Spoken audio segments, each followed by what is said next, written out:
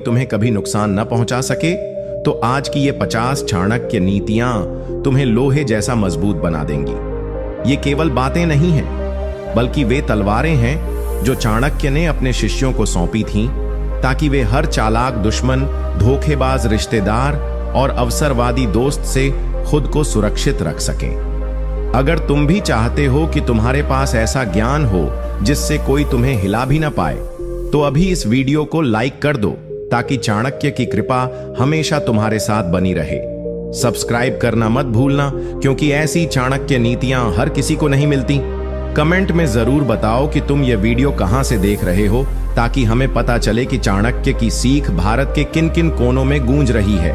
याद रखो, जो व्यक्ति ज्ञान के लिए दरवाजा खोलता है, उस पर कभी दुर्भाग्य दस्तक नहीं देता। तो अब तैयार हो जाओ, क्योंकि ये 50 नीतियां तुम्हें एक ऐसे इंसान में बदलने वाली हैं जिसे दुनिया चाहे तोड़ने की कोशिश करे, लेकिन वह कभी टूटे नहीं। नीति 1, दुश्मन को तबाह करने का सबसे असरदार तरीका है उसे उसकी ही चाल में फंसाना, पर खुद कभी उसका मुकाबला सीधा न करना। इस नीति का अर्थ है, चाणक्य कहते हैं कि जब कोई व्यक्ति तुम्हारा शत्रु बन जाए, वो तुम्हें नीचा दिखाने की कोशिश करे, तुम्हारी प्रतिष्ठा पर वार करे या तुम्हारे जीवन में बाधाएं खड़ी करे, तो उससे सीधे भिड़ना सबसे बड़ी मूर्खता है। क्योंकि जो व्यक्ति तुम्हारा शत्रु है, वह पहले से ही तुम्हें नीचे गिराने के लिए पूरी तैयारी कर चुका है। ऐसे में यदि तुम उस पर सीधा प्रहार करोगे, तो या तो वह तुम्हें उलझा देगा या फिर तुम्हारी ऊर्जा और समय नष्ट हो जाएगा। चाणक्य की दृष्टि में असली विजय तब है जब शत्रु खुद अपनी गलतियों के जाल में फंसे और तुम सिर्फ उस जाल को गहराई से समझकर, शांत रहकर धीरे धीरे उसे अपने ही कर्मों से तबाह होते देखो। चाणक्य उदाहरण देते हुए बताते हैं कि एक समय चंद्रगुप्त मौर्य का एक दुश्मन मंत्री मंडल के भीतर से ही था। चंद्रगुप्त को सब पता था, लेकिन वह तुरंत उस मंत्री पर वार नहीं करता। चाणक्य ने चंद्रगुप्त को कहा, इसे इसकी चाल में फंसने दो।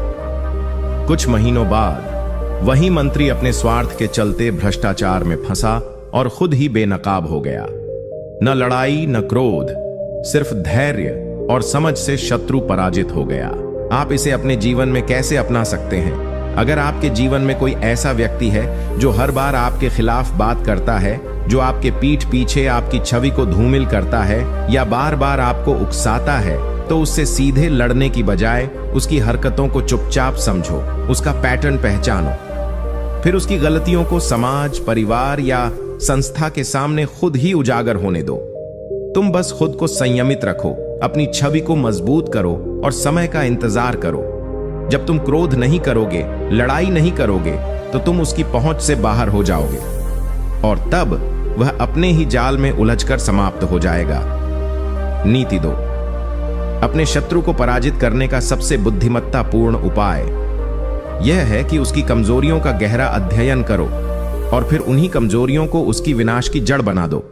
लेकिन कभी भी उसे इस बात का एहसास मत होने दो कि तुम उसके विरुद्ध कोई योजना बना रहे हो। इस नीति का अर्थ है कि जब तुम्हारा कोई दुश्मन होता है, तो सीधा संघर्ष करना कई बार आत्मघाती सिद्ध हो सकता है। चाणक्य कहते हैं कि शत्रु के पतन का रास्ता उसी के भीतर छुपा होता है। उसकी कमजोरियां, उसके अभिमान, उसकी आदतें, उसका स्वभाव, उसका क्रोध, उसका लोभ, यही वे सुराख हैं जिनसे उसकी नींव को हिलाया जा सकता है। परंतु इसके लिए अत्यधिक धैर्य, निरीक्षण और मानसिक दृढ़ता चाहिए। चाणक्य मानते थे कि एक सच्चा रणनीतिकार कभी शीघ्र प्रतिक्रिया नहीं करता, बल्कि वह प्रतीक्षा करता है, शत्रु की चालों को गहराई से देखता है, उसके व्यवहार की थाह लेता है और फिर सही समय पर उसके सबसे कमजोर स्थान पर बिना कोई शोर किए प्रहार करता है। ठीक उसी प्रकार जैसे एक शिकारी सांप की हर हरकत को देखकर अंत में उसकी गर्दन पर निशाना लगाता है। इस नीति को अपने जीवन में अपनाने के लिए जब भी कोई व्यक्ति तुम्हारे खिलाफ योजनाएं बनाता दिखे, तो सबसे पहले प्रतिक्रिया देने की बजाय शांत होकर उसका विश्लेषण करो। वो किस बात से घमंडी है? उसकी सबसे बड़ी कमजोरी क्या है? क्या वह दूसरों की तारीफ का भूखा है? क्या वह जल्दी क्रोधित हो जाता है? क्या वह किसी बात को लेकर असुरक्षित है? जब तुम इन बातों को जान लोगे तब तुम उसके शब्दों और कामों से प्रभावित नहीं होगे, बल्कि तुम्हारे पास एक योजना होगी उसे उसके ही भीतर से तोड़ने की। कोई भी शत्रु स्थायी नहीं होता अगर तुम उसकी कमजोरियों को समझ लो और उनसे खेलना सीख जाओ। तुम लड़ोगे नहीं, तुम बस उस कमजोर कड़ी को धीरे धीरे हवा दोगे और अंततः वह व्यक्ति खुद ही उस कमजोरी के कारण ध्वस्त हो जाएगा। चाणक्य उदाहरण देते हुए बताते हैं कि जब राजा धननंद उनके और चंद्रगुप्त के रास्ते में सबसे बड़ी बाधा था, तब उन्होंने धननंद की सबसे बड़ी कमजोरी, उसका अभिमान और अपनी शक्ति का दुरुपयोग को ही उसका विनाश बना दिया। चाणक्य ने धननंद को कभी सीधे ललकारा नहीं, बल्कि उसकी जनता को शिक्षित किया, उसे उसके ही विरुद्ध खड़ा किया। धीरे धीरे धननंद अपने अहंकार में डूबता गया और जब उसकी शक्ति की नींव हिल चुकी थी, तब चाणक्य और चंद्रगुप्त ने उसे बिना बड़ी लड़ाई के परास्त कर दिया। उन्होंने युद्ध जीतने से पहले ही युद्ध का कारण समाप्त कर दिया था, और यही होती है सच्ची चाणक्य नीति। नीति 3, दुश्मन को हराने का सबसे प्रभावशाली उपाय यह है कि उसके घमंड को उसके ही सामने बिखेर दो, लेकिन बिना एक शब्द बोले। उसे वहां पराजित करो जहां वह सबसे अधिक शक्तिशाली समझता है, ताकि उसकी आत्मा ही उसका साथ छोड़ दे। इस नीति का अर्थ यह है कि जब कोई शत्रु बार बार तुम्हें नीचा दिखाने का प्रयास करता है, बार बार खुद को श्रेष्ठ और तुम्हें तुच्छ सिद्ध करने की कोशिश करता है, तो ऐसे व्यक्ति से बहस करना या उसे तर्कों से हराने की कोशिश करना व्यर्थ है। चाणक्य कहते हैं कि अहंकारी व्यक्ति अपने बनाए हुए सिंहासन पर बैठकर दुनिया को नीचे देखता है, पर उसे कभी यह एहसास नहीं होता कि उसकी नींव खोखली है। तुम्हारा कार्य है उसके बनाए हुए सिंहासन की नींव को हिलाना, न कि उसके साथ शब्दों में युद्ध करना। एक शत्रु को तब सबसे गहरी चोट पहुंचती है जब वह अपने ही सबसे गर्व वाले क्षेत्र में स्वयं को असफल और अपमानित पाता है। और यही रणनीति चाणक्य की सबसे धारदार नीति है, शत्रु को उसकी ही शक्ति के क्षेत्र में बिना शोर किए उसकी ही नजरों में गिरा देना। ऐसा पराजय उसे बाहरी नहीं बल्कि भीतर से तोड़ देती है, जिससे वह दोबारा कभी खड़ा नहीं हो पाता। यदि आप इस नीति को अपने जीवन में अपनाना चाहते हैं, तो सबसे पहले उस व्यक्ति को पहचानिए जो बार बार अपने आप को आपसे ऊपर सिद्ध करने की कोशिश करता है। वह व्यक्ति चाहे आपके परिवार में हो, कार्यक्षेत्र में हो या समाज में, उसे जवाब देने की बजाय चुपचाप अपने काम को उसी क्षेत्र में इतना परिपूर्ण कर दीजिए कि वही लोग जो पहले उसके गुणगान करते थे अब आपकी तरफ देखने लगे। ध्यान रहे, यह कार्य आक्रोश से नहीं, आत्मसंयम और निरंतर अभ्यास से होता है। चाणक्य कहते हैं, शब्दों से नहीं कार्यों से दुनिया जीती जाती है। जब आपका कर्म उसकी बातों से बड़ा हो जाएगा, तब वह व्यक्ति स्वयं समाज की नजरों में छोटा हो जाएगा। और सबसे सुंदर बात यह होगी कि आपने एक शब्द भी नहीं कहा होगा, पर उसका घमंड, उसका भ्रम और उसका वर्चस्व सब ढह चुका होगा। चाणक्य उदाहरण देते हुए बताते हैं कि जब तक्षशिला के गुरुओं ने उन्हें तुच्छ और अस्वीकार्य घोषित कर दिया, तब उन्होंने कोई विवाद नहीं किया। उन्होंने न चिल्लाया न बहस की, बल्कि उन्होंने नालंदा और तक्षशिला के बाहर एक नई पाठशाला की स्थापना की और ऐसे विचार, ऐसी रणनीतियां और ऐसी नीतियां सिखाई जो समय से पहले की थीं। परिणाम स्वरूप वही छात्र जो पहले उनके विरोधी विचारों के थे, उनके शिष्य बनने लगे। उनकी ख्याति इतनी फैल गई कि तक्षशिला के गुरु स्वयं अपनी प्रतिष्ठा बचाने के लिए चाणक्य के शिष्य बनना चाहते थे। यह थी उनकी विजय। न कोई शस्त्र, न कोई शब्द, केवल कर्म, ज्ञान और धैर्य से शत्रु को उसी की भूमि पर परास्त कर देना।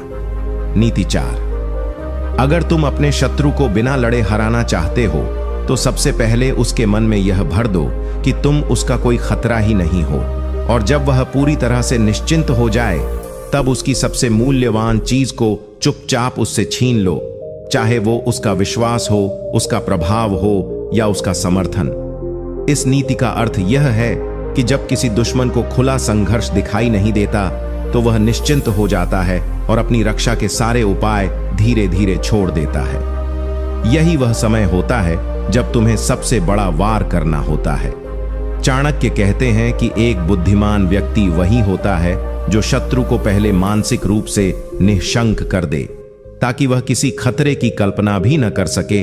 अगर आप इस नीति को अपने जीवन में अपनाना चाहते हैं तो अपने दुश्मन को कभी यह महसूस न होने दो कि तुम उसके खिलाफ कोई योजना बना रहे हो। उसे सामान्य व्यवहार दिखाओ, उससे दूरी बनाए रखो, लेकिन मुस्कुराते रहो। उसकी तारीफ भी कर दो, कभी कभी उससे सहमति भी जताओ, ताकि उसे यह लगे कि तुम उससे न तो नाराज हो न ही कोई खतरा हो, और इसी भ्रम में वह तुम्हारी उपेक्षा करने लगेगा।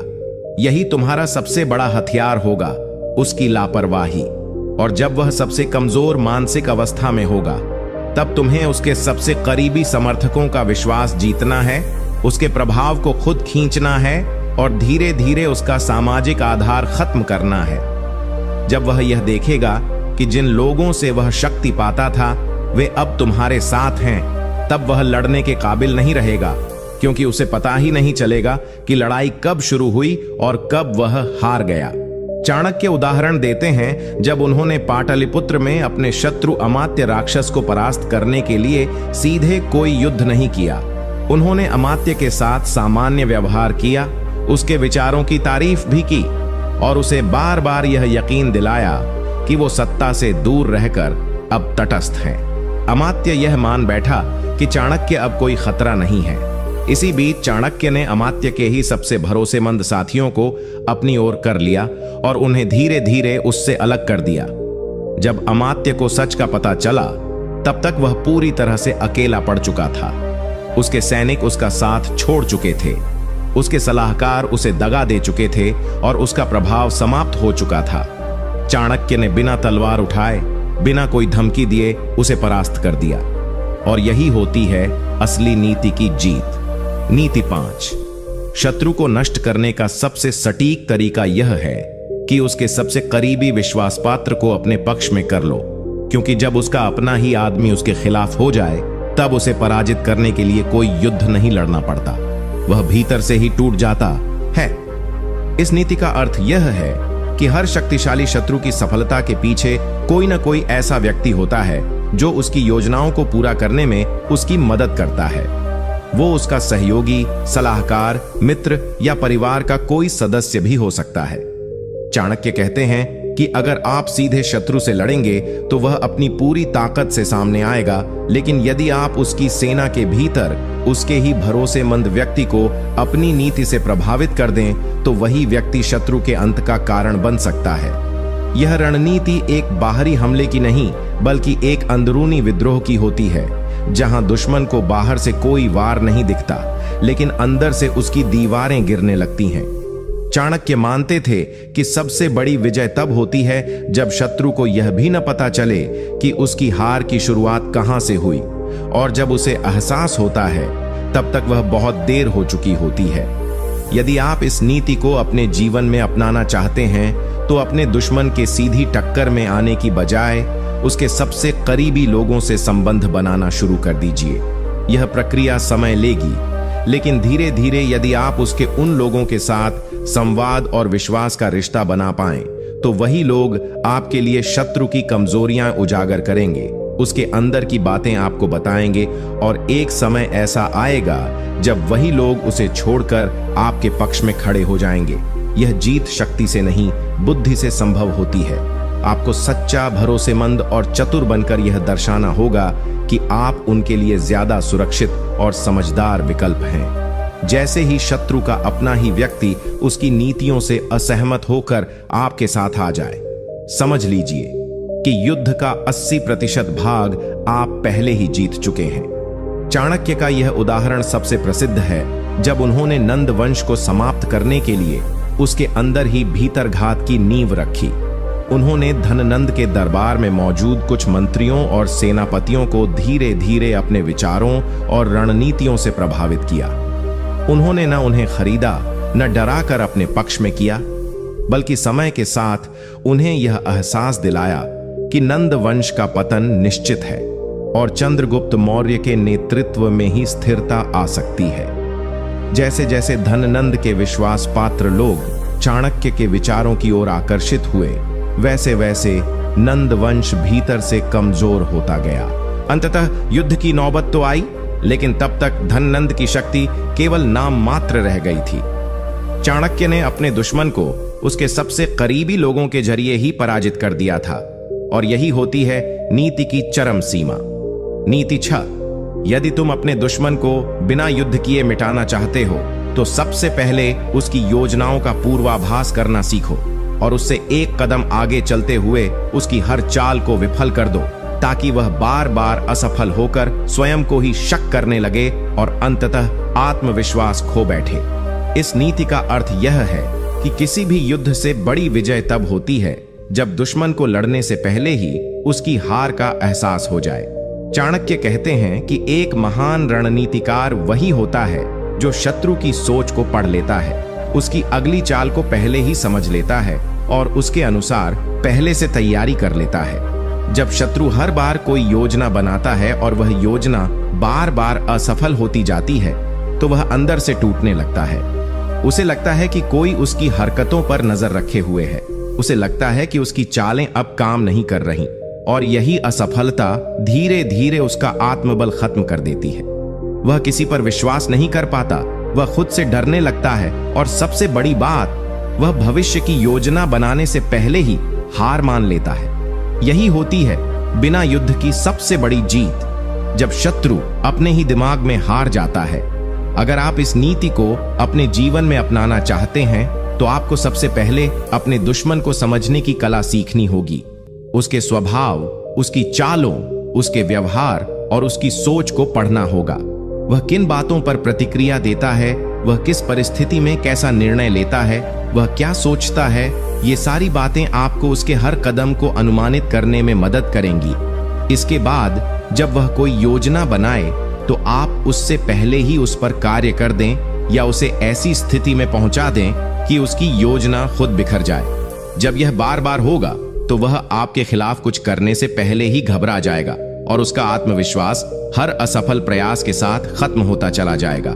ये काम बहुत धैर्य, अवलोकन और चुप्पी से होता है, बोलकर नहीं, देखकर और समझकर। आप जितना शांत रहेंगे उतना ही शत्रु विचलित होगा।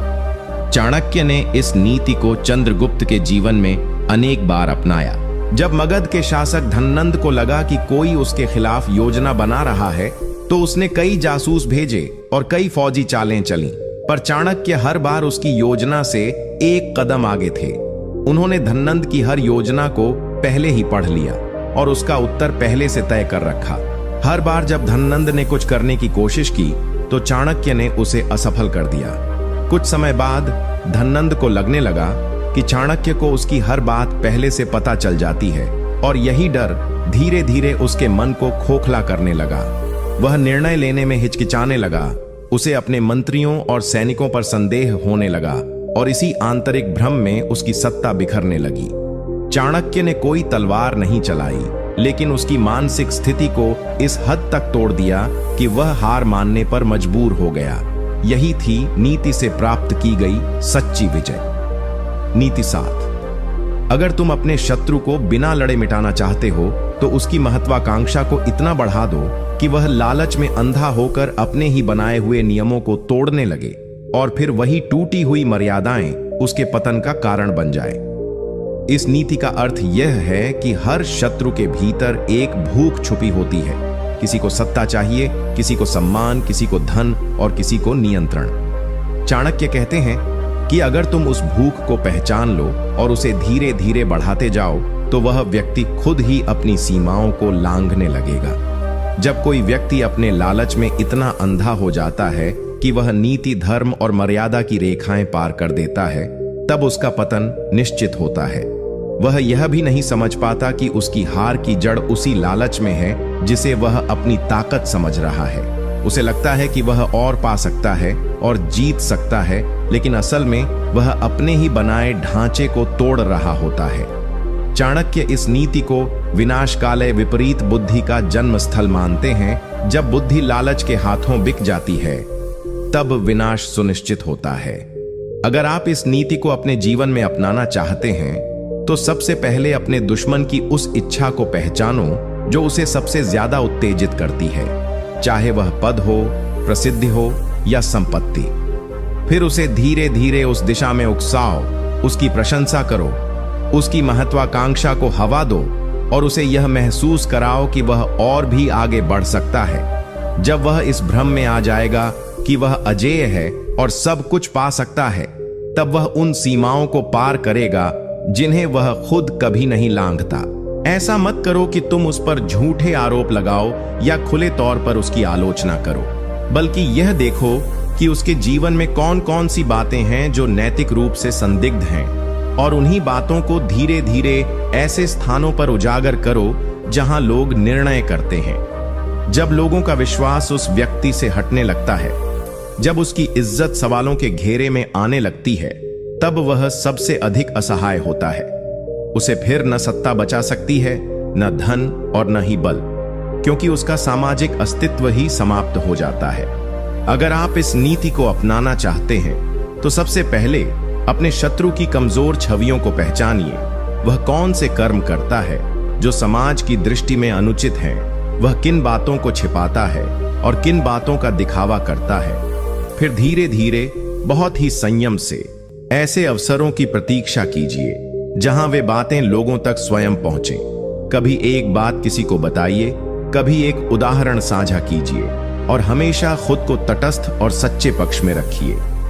इससे आप पर कोई शक नहीं आएगा और लोग स्वतः ही उस व्यक्ति की वास्तविकता को पहचानने लगेंगे। जब लोग उसका साथ छोड़ने लगेंगे, तब उसका आत्मविश्वास डगमगाने लगेगा, और जब उसके आसपास कोई विश्वास करने वाला नहीं बचेगा, तो वह खुद ही सामाजिक रूप से टूट जाएगा।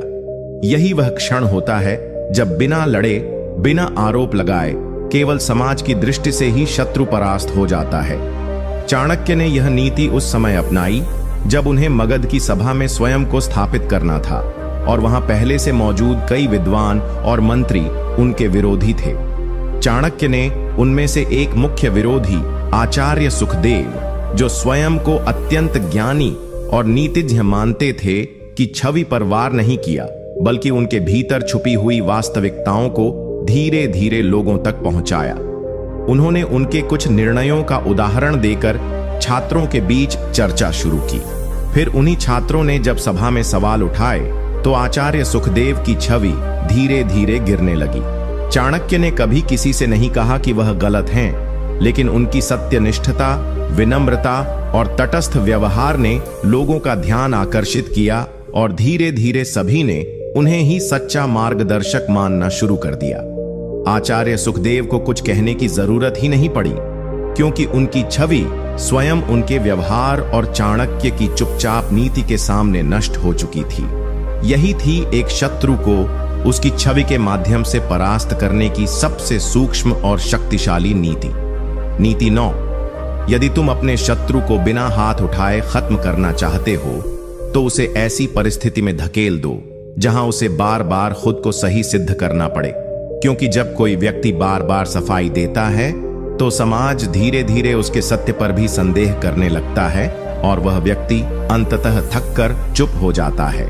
इस नीति का अर्थ यह है कि जब किसी व्यक्ति को बार बार अपने बचाव में बोलना पड़े, बार बार लोगों को यह बताना पड़े कि वह निर्दोष है, सही है या ईमानदार है, तो वह सामाजिक स्तर पर कमजोर हो जाता है। चाणक्य कहते हैं कि समाज में किसी की छवि मजबूत तब तक रहती है जब तक वह बोलने से अधिक अपने आचरण से प्रतिष्ठा बनाए रखता है, लेकिन जब किसी को बार बार सफाई देनी पड़े, तो उसकी प्रतिष्ठा का क्षरण आरंभ हो जाता है। यह एक बहुत सूक्ष्म युद्ध है, जहां शत्रु को यह एहसास भी नहीं होता कि वह धीरे धीरे थक रहा है, टूट रहा है। उसे लगता है कि वह खुद को साबित कर रहा है, लेकिन लोग उस पर विश्वास करने के बजाय उस पर शक करना शुरू कर देते हैं, क्योंकि बार बार दी गई सफाई अंततः अपराध का आभास कराने लगती है।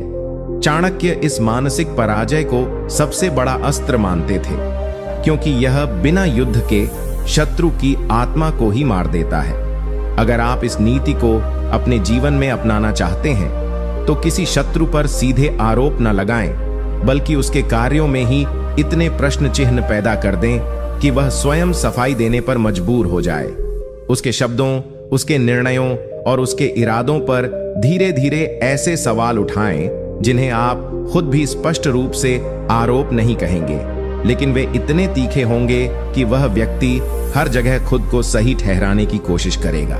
उसे कोई झूठा साबित नहीं करेगा, लेकिन उसके चारों ओर इतना भ्रम फैल जाएगा कि उसका हर कदम, हर वक्तव्य, हर कार्य संदेह के घेरे में आ जाएगा।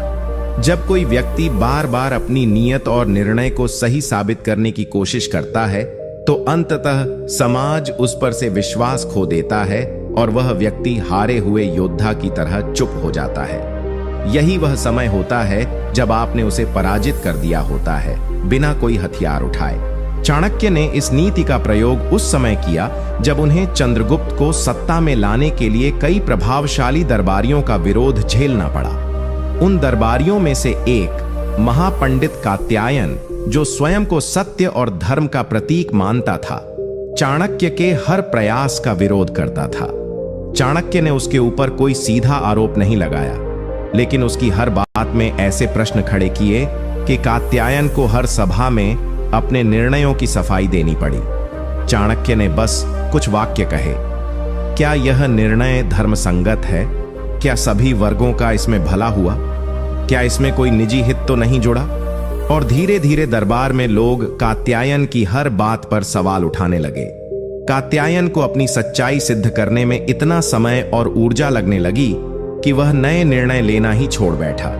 उसकी बोलने की शक्ति छिन गई, उसका आत्मबल टूट गया और अंततः वह स्वयं ही चुप होकर दरबार से दूर हो गया। चाणक्य ने बिना एक भी आरोप लगाए, बिना क्रोध या संघर्ष के उसे सत्ता से हटा दिया। यही होती है नीति की सबसे सूक्ष्म और स्थायी विजय। नीति 10। यदि तुम अपने शत्रु को बिना लड़े समाप्त करना चाहते हो, तो उसके भीतर ऐसी असुरक्षा पैदा कर दो कि वह हर अपने को भी पराया समझने लगे। क्योंकि जब एक व्यक्ति हर किसी पर शक करने लगे, तो वह अपने ही बनाए हुए संबंधों को नष्ट कर देता है और अंततः अकेला रह जाता है, और जो अकेला हो जाता है उसका पतन निश्चित हो जाता है। इस नीति का अर्थ यह है कि शक्ति, प्रभाव और सफलता केवल बाहरी संसाधनों से नहीं आती, बल्कि संबंधों, भरोसे और मानसिक स्थिरता पर भी आधारित होती है। चाणक्य कहते हैं कि यदि कोई व्यक्ति शक्तिशाली है, तो उसकी सबसे बड़ी ताकत उसके आसपास के लोग होते हैं, जो उस पर विश्वास करते हैं, उसके निर्णयों का पालन करते हैं और उसकी योजनाओं में साथ देते हैं।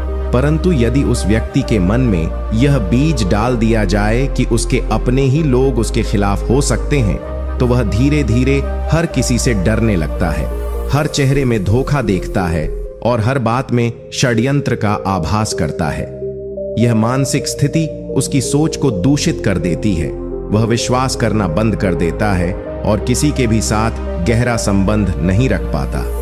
नतीजा यह होता है कि वह अपने ही लोगों को दूर कर देता है, अपने समर्थकों को खो देता है और अंततः अकेले खड़ा रह जाता है, जहां कोई उसकी मदद करने वाला नहीं होता। यदि आप इस नीति को अपने जीवन में अपनाना चाहते हैं, तो अपने शत्रु के आसपास मौजूद लोगों के बीच विश्वास की डोर को बहुत सूक्ष्मता से हिलाना होगा। आप सीधे तौर पर किसी पर आरोप नहीं लगाएंगे, लेकिन बार बार ऐसे संकेत देंगे, ऐसी बातें करेंगे जिससे शत्रु को यह लगने लगे कि उसके अपने लोग उस पर भरोसा नहीं कर रहे या उसके पीछे कुछ और सोचते हैं। आप बातचीत में संदिग्ध बातें छोड़ सकते हैं, हल्के तंज कर सकते हैं या किसी का नाम लेकर कह सकते हैं कि उसने भी कुछ अजीब कहा था तुम्हारे बारे में।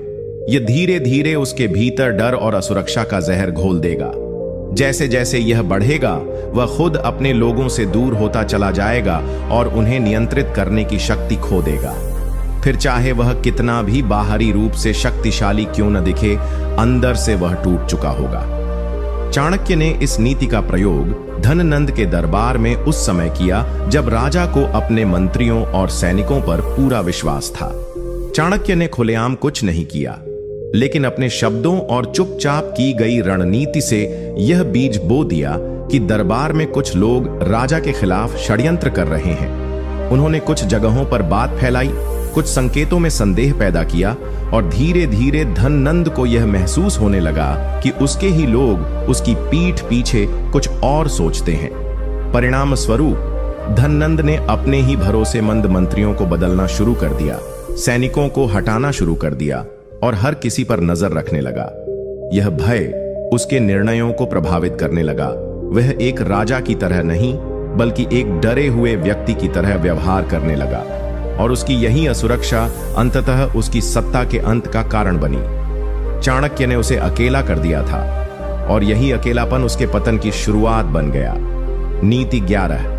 यदि तुम अपने शत्रु को बिना लड़े समाप्त करना चाहते हो तो उसे ऐसी परिस्थितियों में बार बार डालो जहां उसे बार बार निर्णय लेना पड़े और हर निर्णय के बाद उसे लगे कि उसने कुछ खो दिया है। क्योंकि जब कोई व्यक्ति अपने ही निर्णयों से थक जाता है तो वह अपने अस्तित्व पर ही प्रश्न उठाने लगता है और यही मानसिक थकावट अंततः उसके पतन का कारण बनती है। इस नीति का अर्थ यह है कि निर्णय लेना शक्ति की निशानी मानी जाती है, लेकिन बार बार ऐसे निर्णय लेना जो मन को उलझन में डाल दें, आत्मविश्वास को हिला दें और परिणाम स्वरूप आलोचना की आग में झोंक दें, वह व्यक्ति धीरे धीरे मानसिक रूप से थकने लगता है। चाणक्य कहते हैं कि जब कोई शत्रु लगातार द्वंद्व की स्थिति में डाला जाए, जब हर निर्णय के पीछे संदेह और हर कदम के पीछे प्रश्न चिन्ह हो, तो वह अपने ही विवेक पर भरोसा खो देता है। यही मानसिक अस्थिरता उसकी सबसे बड़ी कमजोरी बन जाती है। वह सोचने लगता है कि क्या वह सही है, क्या वह नेतृत्व करने लायक है और क्या उसके फैसलों से किसी को लाभ मिल रहा है। यह आंतरिक संदेह धीरे धीरे उसे मानसिक रूप से अपंग बना देता है और वह अपने ही निर्णयों से इतना डरने लगता है कि अंततः निर्णय लेना ही छोड़ देता है। और जो निर्णय लेना छोड़ देता है उसका पतन सुनिश्चित हो जाता है। अगर आप इस नीति को अपने जीवन में अपनाना चाहते हैं तो अपने शत्रु को प्रत्यक्ष रूप से पराजित करने की बजाय उसे बार बार ऐसे हालात में लाने की रणनीति अपनाइए जहां उसे निर्णय लेना पड़े, वो भी ऐसे निर्णय जिनके दोनों विकल्पों में से कोई भी पूर्णतः सही ना हो।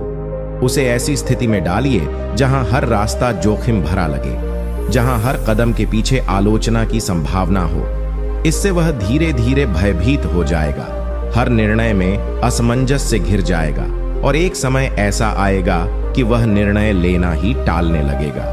ऐसे समय में आप उसका स्थान ले सकते हैं या उसके नीचे खड़े लोग ही उसका साथ छोड़ देंगे, क्योंकि उन्हें नेतृत्व की आवश्यकता होती है और जब नेता ही असमर्थ हो तो उसे छोड़ना स्वाभाविक है। चाणक्य ने इस नीति का प्रयोग तब किया जब उन्होंने नंद वंश के अधिकारियों और सेनापतियों के सामने ऐसे प्रश्न और संकट पैदा किए जिनमें स्पष्ट समाधान नहीं थे। कभी कर संग्रहण को लेकर विद्रोह भड़काया, कभी सीमावर्ती क्षेत्रों में अस्थिरता फैलाई, कभी जनसमर्थन के नाम पर आंदोलन खड़ा किया। इन सभी परिस्थितियों में नंद वंश के अधिकारियों को बार बार निर्णय लेना पड़ा, कभी कठोर कभी नरम, और हर निर्णय का कोई न कोई वर्ग विरोध करता रहा। कुछ समय बाद वे अधिकारी मानसिक रूप से टूटने लगे, आपस में ही मतभेद बढ़ने लगे और स्वयं राजा भी इन निर्णयों से असहज होकर चुपचाप रहने लगे। जब सत्ता का शीर्ष ही निर्णय शक्ति खो बैठता है तो नीचे की व्यवस्था अपने आप बिखर जाती है। चाणक्य ने बिना तलवार उठाए केवल निर्णयों की दिशा में उलझाव पैदा करके शत्रु को मानसिक रूप से पराजित कर दिया, और यही होती है मस्तिष्क से जीती गई सबसे गहरी लड़ाई। नीति 12। यदि तुम अपने शत्रु को बिना कोई हिंसा किए समाप्त करना चाहते हो तो उसे ऐसी स्थिति में पहुंचा दो जहां वह अपनी ही महत्वाकांक्षा के बोझ से दबने लगे। क्योंकि जब कोई व्यक्ति खुद को बहुत ऊपर समझने लगता है और निरंतर ऊंचाइयों की ओर भागता है तो एक समय ऐसा आता है जब उसकी जड़ें कमजोर हो जाती हैं और वह स्वयं अपनी ऊंचाई से गिर जाता है, और ऐसी गिरावट उसे पूरी तरह तोड़ देती है। इस नीति का अर्थ यह है कि महत्वाकांक्षा किसी भी व्यक्ति को आगे बढ़ने की प्रेरणा देती है, लेकिन जब वह संतुलन से बाहर होकर अत्यधिक हो जाए तो वही महत्वाकांक्षा विनाश का कारण बन जाती है। चाणक्य कहते हैं कि अगर शत्रु अत्यधिक लालची और महत्वाकांक्षी है तो उसे रोकने की आवश्यकता नहीं है, बल्कि उसे और बढ़ावा दो ताकि वह अपनी सीमा पार करने लगे। जब कोई व्यक्ति बिना सोच विचार के केवल अपने लक्ष्य की प्राप्ति में अंधा होकर दौड़ता है तो वह उन बुनियादी बातों की अनदेखी करता है जो उसे स्थिर और संतुलित बनाए रखती हैं। वह रिश्ते भूल जाता है, नियम तोड़ता है, लोगों को कुचलता है और एक ऐसा संसार बना लेता है जहां सिर्फ वही सर्वोपरि होता है। लेकिन जब जड़ें कमजोर होती हैं तो पेड़ कितना भी ऊंचा क्यों ना हो, एक हल्की आंधी भी उसे गिरा देती है। यह वही स्थिति होती है जब शत्रु खुद अपने ही बोझ से गिरता है और तुम्हें कुछ भी नहीं करना पड़ता। इस नीति को अपनाने के लिए अपने शत्रु की उस दिशा को पहचानो जहां वह अत्यधिक महत्वाकांक्षी है। उसे वही रास्ता दिखाओ, उसकी प्रशंसा करो, उसे अवसर दो और बार बार उसे यह एहसास दिलाओ कि वह और ऊंचा उड़ सकता है। ऐसा करते हुए उसे यह महसूस कराओ कि वह अजेय है और उसे कोई रोक नहीं सकता। यह मानसिक स्थिति उसके भीतर एक ऐसा दंभ पैदा करेगी जहां वह किसी की नहीं सुनेगा, सलाहों की अनदेखी करेगा और एकल निर्णयों में विश्वास रखेगा। जैसे जैसे वह ऊंचा जाएगा, उसके आसपास के लोग उससे कटते जाएंगे और उसका ताना बाना कमजोर होने लगेगा। जब वह अपने ही बनाए हुए आकाश में उड़ते उड़ते जड़ों से टूट जाएगा, तब तुम उसे गिराने के लिए कुछ भी नहीं करोगे, क्योंकि वह खुद ही अपने अंत की पटकथा लिख चुका होगा। चाणक्य ने यह नीति राजा धननंद के छोटे भाई से संबंधित एक रणनीति में अपनाई थी। उस भाई में भी सत्ता पाने की प्रबल इच्छा थी, लेकिन वह शुरुआत में शांत और संयमी था। चाणक्य ने उसे धीरे धीरे यह समझाना शुरू किया कि वह अपने भाई से कहीं अधिक योग्य है, उसके निर्णय बेहतर हैं और जन समर्थन उस तक आसानी से आ सकता है। नीति 13। यदि तुम अपने शत्रु को बिना किसी प्रत्यक्ष संघर्ष के समाप्त करना चाहते हो, तो उसकी सबसे करीबी सलाहों और सहयोगियों पर प्रभाव डालो और उन्हें इस प्रकार मोड़ दो कि वे या तो उसे गलत सलाह दें या समय आने पर उसका साथ छोड़ दें। क्योंकि जब किसी शक्तिशाली व्यक्ति के अपने ही लोग उसे छोड़ने लगते हैं, तो वह सबसे पहले मानसिक रूप से टूटता है और फिर धीरे धीरे उसकी सत्ता भी बिखर जाती है। इस नीति का अर्थ यह है कि किसी भी व्यक्ति की असली शक्ति उसके पास मौजूद संसाधन नहीं, बल्कि उसके आसपास के लोग होते हैं। वे सलाहकार, मित्र और सहयोगी जो हर निर्णय में साथ देते हैं, उसकी छवि बनाते हैं और कठिन समय में उसका संबल बनते हैं। यदि इन लोगों का विश्वास डगमगाने लगे या वे जानबूझकर गलत सलाह देने लगे, तो वह व्यक्ति बाहर से जितना भी सशक्त क्यों न दिखे, अंदर से खोखला हो जाता है।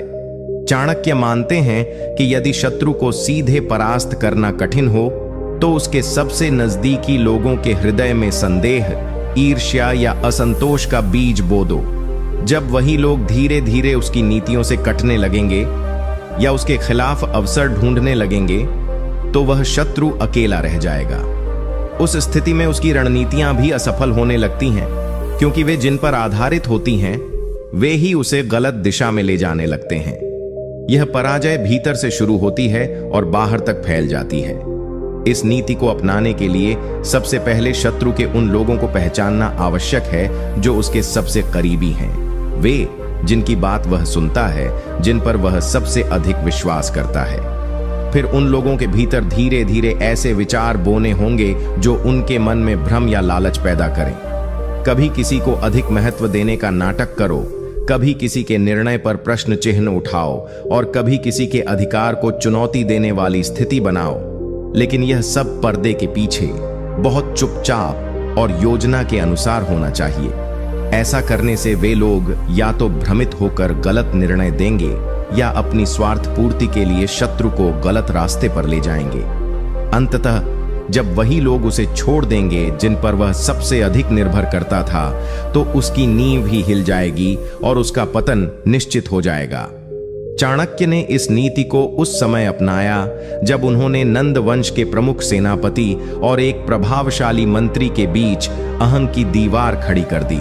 चाणक्य ने एक को यह महसूस कराया कि दूसरा उसका महत्व कम कर रहा है और दूसरे को यह बताया कि पहला उसकी योजनाओं को असफल कर रहा है। दोनों के बीच ऐसा संदेह और द्वंद्व पैदा हुआ कि वे एक दूसरे से बचने लगे, बातों को छुपाने लगे और अंततः गलत निर्णयों की श्रृंखला शुरू हो गई। धननंद को यह सब समझ ही नहीं आया, क्योंकि बाहर से सब कुछ सामान्य लग रहा था, लेकिन भीतर ही भीतर उसकी शक्ति का आधार हिल चुका था। जब युद्ध की स्थिति आई तो यही सहयोगी एक दूसरे के निर्णयों को नकारने लगे और परिणाम स्वरूप पूरी सेना बिखर गई। चाणक्य ने न तो किसी से युद्ध किया, न किसी को धमकाया।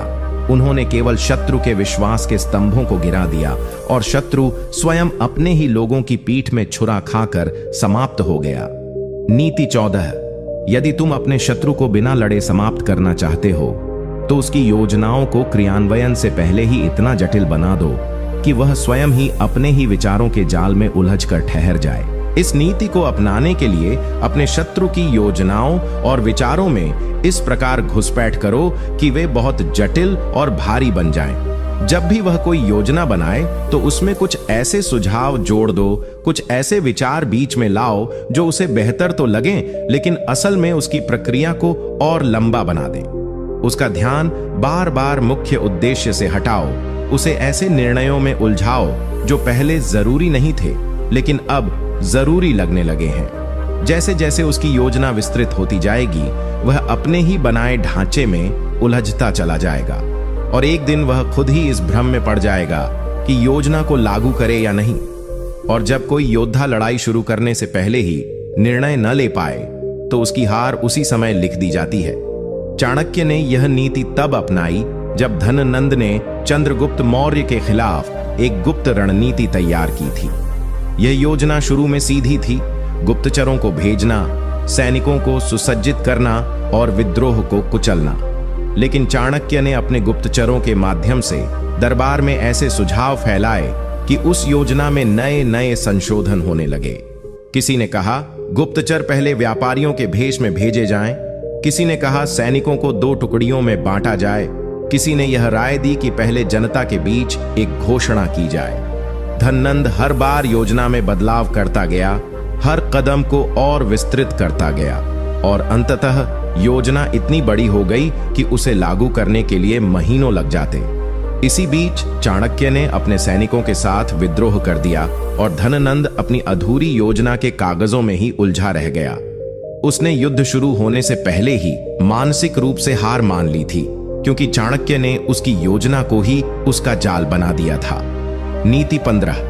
यदि तुम अपने शत्रु को बिना युद्ध किए पराजित करना चाहते हो तो उसके आत्मसम्मान को धीरे धीरे ऐसा चोट पहुंचाओ कि वह बाहर से सामान्य दिखे पर अंदर ही अंदर जलता रहे। क्योंकि जब किसी व्यक्ति का स्वाभिमान ही टूटने लगे तो उसकी सबसे बड़ी शक्ति, उसका आत्मविश्वास खत्म हो जाता है और वह व्यक्ति बाहरी पराजय से पहले ही भीतर से मर जाता है। इस नीति का अर्थ यह है कि हर प्रभावशाली और शक्तिशाली व्यक्ति के भीतर एक गहरा आत्मसम्मान छिपा होता है जो उसे निर्णय लेने, लोगों का नेतृत्व करने और अपनी छवि को बनाए रखने की ताकत देता है। चाणक्य कहते हैं कि यदि आप उस आत्मसम्मान पर धीरे धीरे चोट करते रहो, उसका अपमान सीधे न करके बहुत सूक्ष्म तरीकों से उसे यह महसूस कराओ कि उसकी बातों को कोई गंभीरता से नहीं लेता, उसकी उपस्थिति से कोई प्रभावित नहीं होता या उसका महत्व पहले जैसा नहीं रहा, तो वह व्यक्ति मानसिक रूप से कमजोर होने लगता है।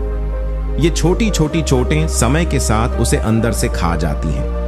वह दिखावे में भले ही मुस्कुराता रहे, अपने लोगों के बीच ताकतवर बना रहे, लेकिन अकेले में उसका आत्मविश्वास धीरे धीरे खत्म होने लगता है और जब आत्मा ही थक जाए तो शरीर की कोई भी ताकत उसे बचा नहीं सकती।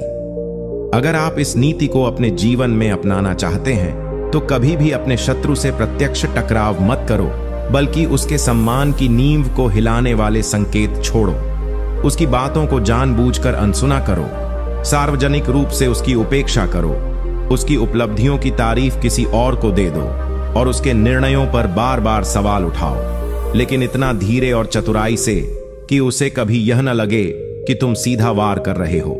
इससे वह व्यक्ति खुद को साबित करने के लिए बार बार प्रयास करेगा, बार बार अपने आप को महत्व देने की कोशिश करेगा और जब उसे हर बार हल्का आंकने वाले संकेत मिलेंगे तो वह खुद ही अंदर से टूटने लगेगा।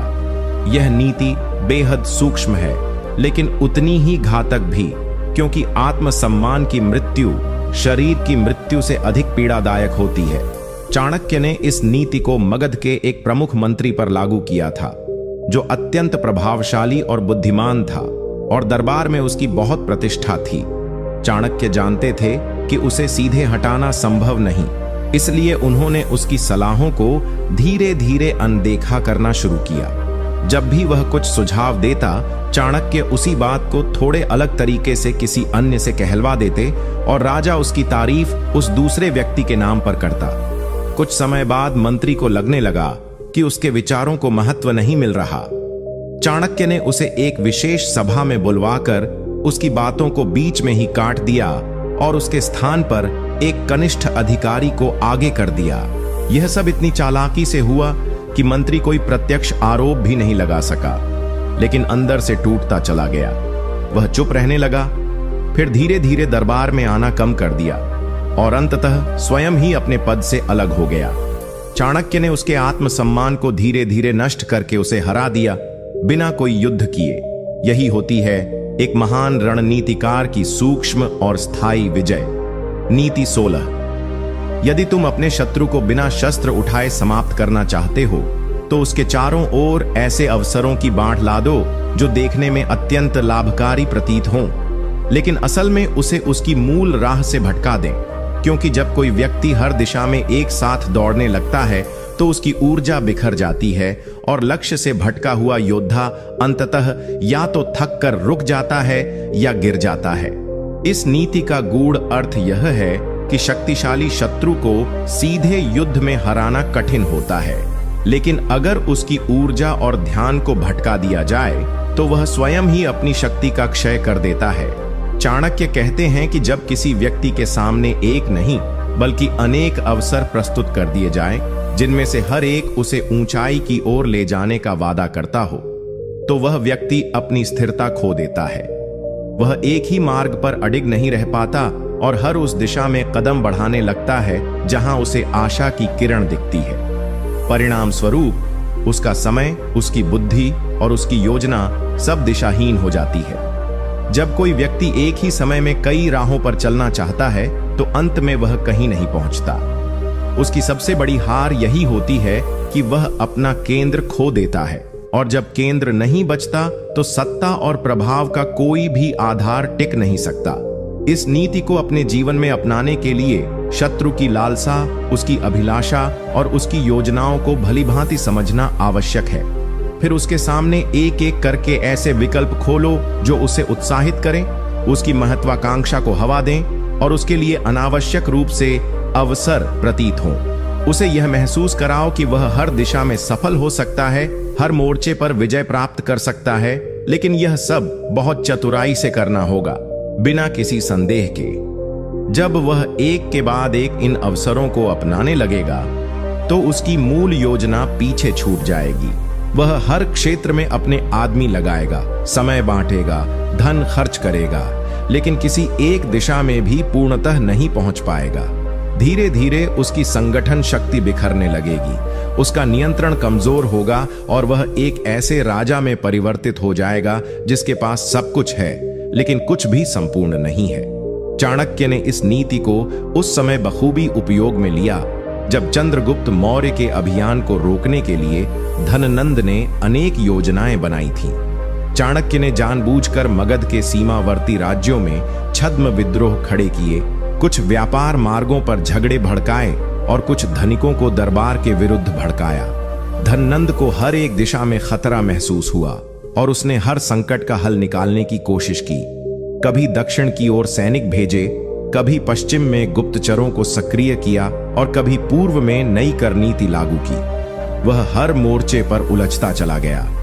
इसी दौरान चंद्रगुप्त ने उत्तर दिशा से उसकी राजधानी की ओर प्रहार किया और नंद की सेना इतनी बिखरी हुई थी कि कोई संगठित प्रतिरोध नहीं कर पाई। धननंद को यह भी नहीं समझ आया कि असली आक्रमण कहां से हुआ, क्योंकि उसका ध्यान पहले ही हर दिशा में बंट चुका था। चाणक्य ने कोई सीधा युद्ध नहीं लड़ा, केवल अवसरों का माया जाल बिछाया और शत्रु उसी में फंसकर समाप्त हो गया। नीति 17। यदि तुम अपने शत्रु को बिना खड्ग उठाए समाप्त करना चाहते हो तो उसे धीरे धीरे ऐसी प्रशंसा और प्रतिष्ठा में डुबो दो कि वह अपनी ही छवि को बनाए रखने में इतना व्यस्त हो जाए कि असली चुनौतियों को देख ही न सके।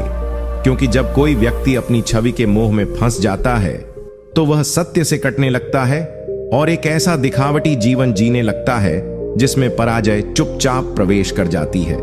इस नीति का सार यह है कि हर प्रभावशाली व्यक्ति अपनी छवि को लेकर अत्यधिक सचेत होता है। वह नहीं चाहता कि लोग उसे कमजोर समझें या उसकी प्रतिष्ठा को कोई ठेस पहुंचे। चाणक्य मानते हैं कि यदि शत्रु अपने सम्मान और सामाजिक छवि को लेकर बहुत संवेदनशील है तो यह उसकी सबसे बड़ी कमजोरी बन सकती है। उसे इतनी बार और इतने स्तर पर सराहो, उसकी महानता के गीत गाओ, उसकी उपस्थिति को इतना महिमा मंडित करो कि वह धीरे धीरे उस महिमा का बंदी बन जाए। वह हर बात, हर निर्णय, हर वक्तव्य को इस डर से सोचने लगेगा कि कहीं उसकी प्रतिष्ठा पर आंच न आ जाए। ऐसे में वह कठिन निर्णय नहीं ले पाएगा, समय पर साहसिक कदम नहीं उठा पाएगा और अंततः ऐसी जगह आ जाएगा जहां उसे केवल दिखावे के लिए जीना होगा। उसकी असली शक्ति निष्क्रिय हो जाएगी और वह केवल अपने नाम और छवि के लिए जीवित रहेगा, लेकिन कोई ठोस कार्य नहीं कर पाएगा। यही वह स्थिति है जहां पराजय उसके जीवन में प्रवेश कर जाती है, पर वह इतना दिखावे में उलझा होता है कि उसे देख भी नहीं पाता। इस नीति को अपनाने के लिए पहले यह जानो कि शत्रु किन बातों पर सबसे अधिक गर्व करता है। उसकी प्रसिद्धि, उसका ज्ञान, उसका दान, उसका नेतृत्व या फिर उसकी जनता में छवि। फिर बहुत ही चतुराई से उसके उन्हीं पक्षों की बार बार सार्वजनिक प्रशंसा करो, उसे पुरस्कार दिलवाओ, मंच पर बुलवाओ, उसके व्यक्तित्व की चमक बढ़ाओ, इतना कि वह हर कदम पर अपनी छवि के अनुसार ही सोचने लगे। अब वह स्वतंत्र व्यक्ति नहीं रहता, बल्कि एक ऐसा बंदी बन जाता है जो हर निर्णय को समाज की दृष्टि से तौलता है। वह डरने लगता है कि कहीं कोई कार्य उसकी प्रशंसा को क्षीण न कर दे। इसी डर में वह कई बार कोई निर्णय टाल देता है, कई बार आवश्यक पर कठोर कार्यों से बचता है और कई बार केवल लोकप्रिय दिखने वाले कामों में उलझा रहता है। धीरे धीरे वह आत्मविश्वासी नहीं, बल्कि समाज की राय से नियंत्रित व्यक्ति बन जाता है और यहीं से उसका पतन शुरू हो जाता है। चाणक्य ने यह नीति चंद्रगुप्त की सत्ता को स्थिर करते समय मौर्य साम्राज्य के संभावित विद्रोही राजाओं पर लागू की थी। उन्होंने उन राजाओं की इतनी प्रशंसा करवाई, कभी उनकी उदारता की, कभी न्यायप्रियता की, कभी जनता से उनके लगाव की, दैट वे सभी राजा इन छवियों को बनाए रखने में इतने उलझ गए कि उन्हें जब भी कोई कठोर निर्णय लेना पड़ता वे डरते कि उनकी छवि बिगड़ जाएगी। एक बार जब सीमांत राज्य में विद्रोह भड़का तो वहां के राजा को शांति स्थापित करने के लिए बल प्रयोग करना था, लेकिन चाणक्य ने उस पर इतना सार्वजनिक दबाव डलवाया कि वह कठोर कदम उठाने की बजाय केवल उपदेश देता रह गया। नतीजा यह हुआ कि विद्रोह बढ़ गया, सेना कमजोर पड़ी और अंततः उस राज्य को मौर्य सेना ने बिना युद्ध के अपने अधीन कर लिया। वह राजा केवल अपनी छवि को बचाने में इतना खो गया कि राज्य उसके हाथों से फिसल गया। चाणक्य ने दिखा दिया कि किसी को हराने के लिए कभी कभी उसे हीरो बना देना ही सबसे बड़ी रणनीति होती है। नीति 18। यदि तुम अपने शत्रु को बिना किसी शारीरिक संघर्ष के परास्त करना चाहते हो तो उसके चारों ओर ऐसे लोग बिठा दो जो दिखावे में उसके हितैषी हों, लेकिन भीतर ही भीतर उसके निर्णयों को प्रभावित करते हुए उसे गलत दिशा में ले जाएं। क्योंकि जब किसी राजा के आसपास के लोग ही उससे छल करने लगें तो उसे कोई बाहरी शत्रु परास्त नहीं करता, बल्कि वही अपने ही लोगों की कूटनीति का शिकार होकर बर्बाद हो जाता है। इस नीति को समझने के लिए यह जानना आवश्यक है कि कोई भी शक्तिशाली व्यक्ति अकेले शक्तिशाली नहीं होता। उसकी शक्ति उसके सलाहकारों, सेवकों और उसके चारों ओर के लोगों से मिलकर बनती है। यदि कोई उसकी कमजोरी नहीं बन पाता तो उसे भीतर से गिराया नहीं जा सकता। लेकिन चाणक्य कहते हैं कि यदि उस व्यक्ति के चारों ओर ऐसे लोग हों जो उसे धीरे धीरे गलत सलाह दें, उसे ऐसे मार्ग पर ले जाएं जो देखने में लाभकारी हो लेकिन असल में पतन का कारण बने, तो वह व्यक्ति भीतर ही भीतर खुद को खो देता है। वह यह समझ भी नहीं पाता कि उसके निर्णय क्यों असफल हो रहे हैं, क्योंकि दोष वह बाहर ढूंढता है जबकि असल जहर उसके भीतर बोया जा चुका होता है। यही वह समय होता है जब शत्रु की हार निश्चित हो जाती है, क्योंकि वह अब अपने ही लोगों की गिरफ्त में आ चुका होता है जो उसके पतन के मार्गदर्शक बने हुए हैं। इस नीति को अपने जीवन में लागू करने के लिए सबसे पहले यह जानना होगा कि आपके शत्रु के सबसे विश्वास पात्र लोग कौन हैं। फिर उन लोगों के भीतर धीरे धीरे स्वार्थ, अहंकार या संदेह का बीज बोना होगा। अगर आप उन लोगों को किसी प्रकार अपने पक्ष में नहीं ला सकते तो उनमें इतना भ्रम और लालच पैदा कर दो कि वे खुद ही अपने स्वामी के निर्णयों को दूषित करने लगे। आपको कुछ नहीं करना होगा, ना शत्रु से लड़ना, ना उसके खिलाफ साजिशें करना, केवल उसके लोगों की मानसिकता बदलनी होगी। जब वे गलत सलाह देंगे, जब वे उसकी कमजोरी को अनदेखा करेंगे या जानबूझकर गलतियां करेंगे, तो शत्रु स्वयं ही हर दिशा में असफल होता चला जाएगा। चाणक्य की दृष्टि में यही सबसे सूक्ष्म लेकिन स्थायी विजय का मार्ग है। चाणक्य ने इस नीति का प्रयोग तब किया जब उन्हें नंद वंश के सेनापति और उसके मुख्य दरबारी के बीच मतभेद पैदा करने थे। उन्होंने सेनापति के एक पुराने सेवक को अपने पक्ष में कर लिया और उसके माध्यम से धीरे धीरे दरबार के भीतर गलत सूचनाएं फैलानी शुरू कर दी।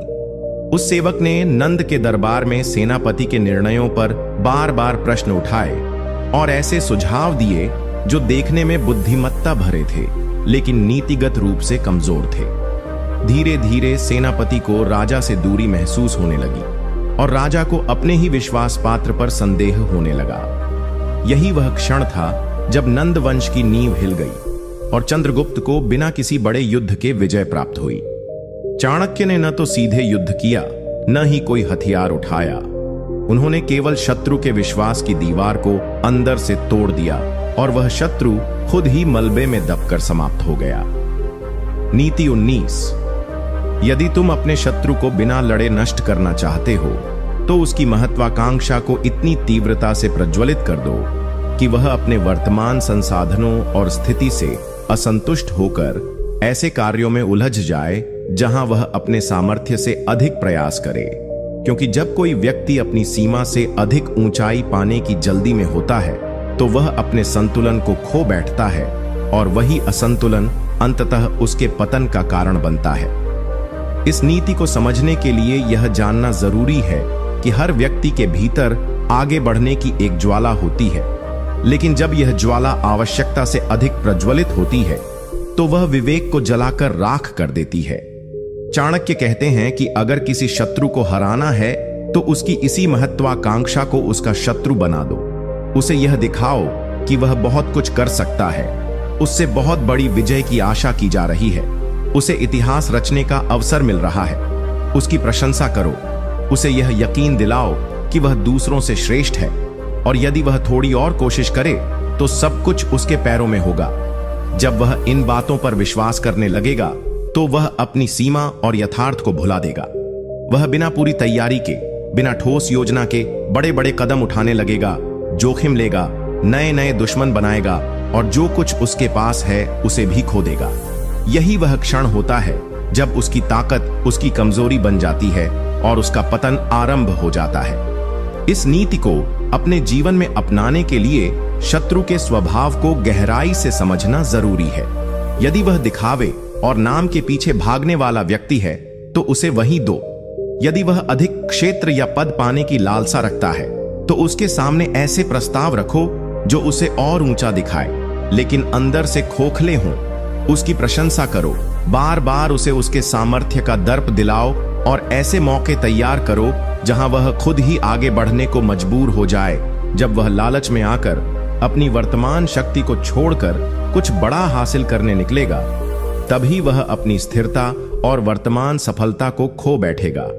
और जब कोई व्यक्ति अपनी स्थिरता खो देता है तो वह जमीन पर ही टिक नहीं पाता, चाहे वह कितना भी ऊंचा क्यों न उड़े। चाणक्य ने यह नीति मगध की एक शक्तिशाली गुप्तचर शाखा को भंग करने के लिए अपनाई थी जो नंद वंश की सबसे बड़ी ताकत थी। उन्होंने इस शाखा के प्रमुख को ऐसे संकेत भिजवाए कि यदि वह स्वतंत्र होकर कार्य करे और अपने गुप्तचरों का एक अलग संगठन खड़ा करे तो वह इतिहास का सबसे प्रभावशाली गुप्तचर बन सकता है। उस व्यक्ति ने चाणक्य की फैलाई हुई अफवाहों और प्रशंसा के शब्दों को सच मान लिया और नंद से बिना अनुमति के अपने दल का विस्तार करने लगा। नए लोग भर्ती करने लगा और अतिरिक्त धन की मांग करने लगा। इससे दरबार में उसके प्रति शंका उत्पन्न हुई और राजा ने उसे पद से हटा दिया। उसका सारा गुप्त जाल भी छिन्न भिन्न हो गया और वह स्वयं अपमानित होकर काशी चला गया। चाणक्य ने उसकी महत्वाकांक्षा को ही उसका जाल बना दिया और वह शत्रु स्वयं ही उसमें फंसकर नष्ट हो गया, बिना किसी तीर और तलवार के। नीति 20।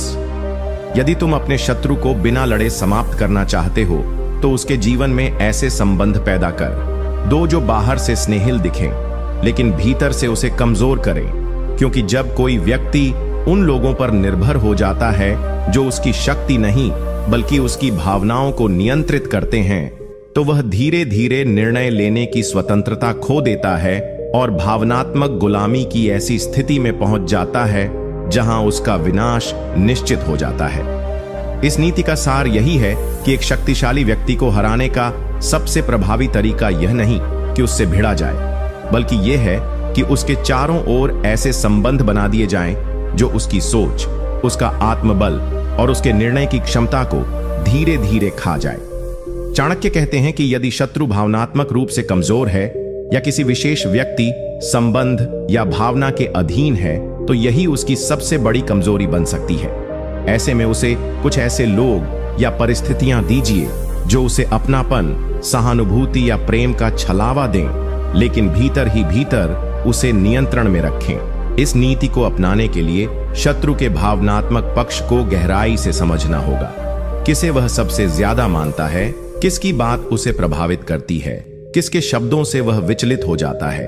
अब यदि आप सीधे उस व्यक्ति या भावना को अपने वश में नहीं ला सकते तो उसके आसपास वैसे ही लोग भेजिए जो वैसी ही भाषा बोलें, वैसा ही स्नेह दिखाएं और धीरे धीरे उसकी सोच को अपने नियंत्रण में लें। उसे यह विश्वास दिलाइए कि वे लोग उसके सबसे बड़े हितैषी हैं, लेकिन असल में वे धीरे धीरे उसे फैसलों में भ्रमित करें, उसके आत्मबल को तोड़ें और उसे एक असमंजस में डाल दें।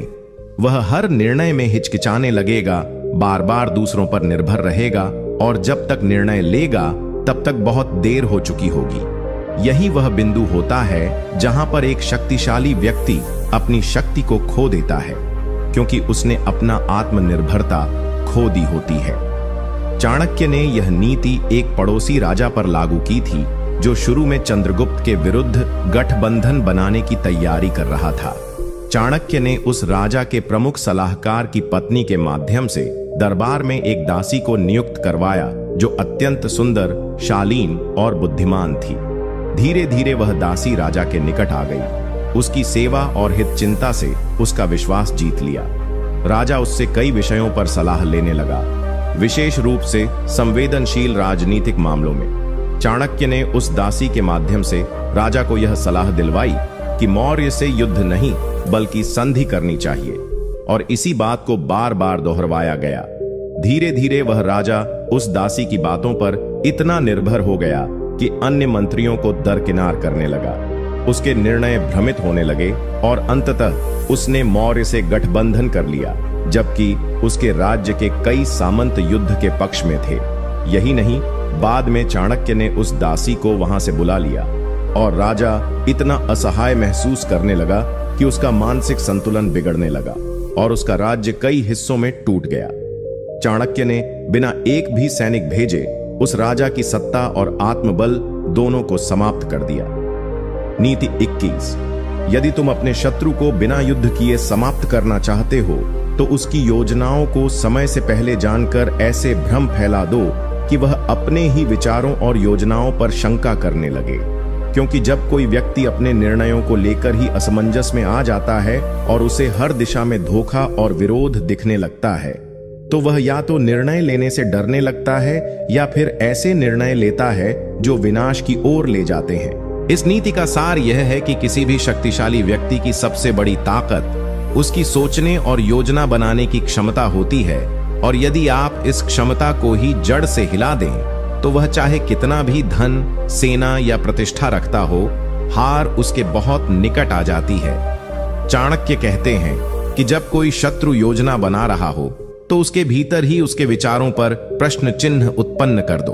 कभी किसी गुप्तचर के माध्यम से, कभी एक झूठी सूचना के द्वारा, कभी किसी मित्र के मुख से ऐसे शब्द कहलवाकर जो यह संकेत दें कि उसके निर्णय गलत हो सकते हैं या उसके आसपास के लोग उसकी योजनाओं को समझ चुके हैं। इससे वह व्यक्ति मानसिक रूप से अस्थिर होने लगेगा।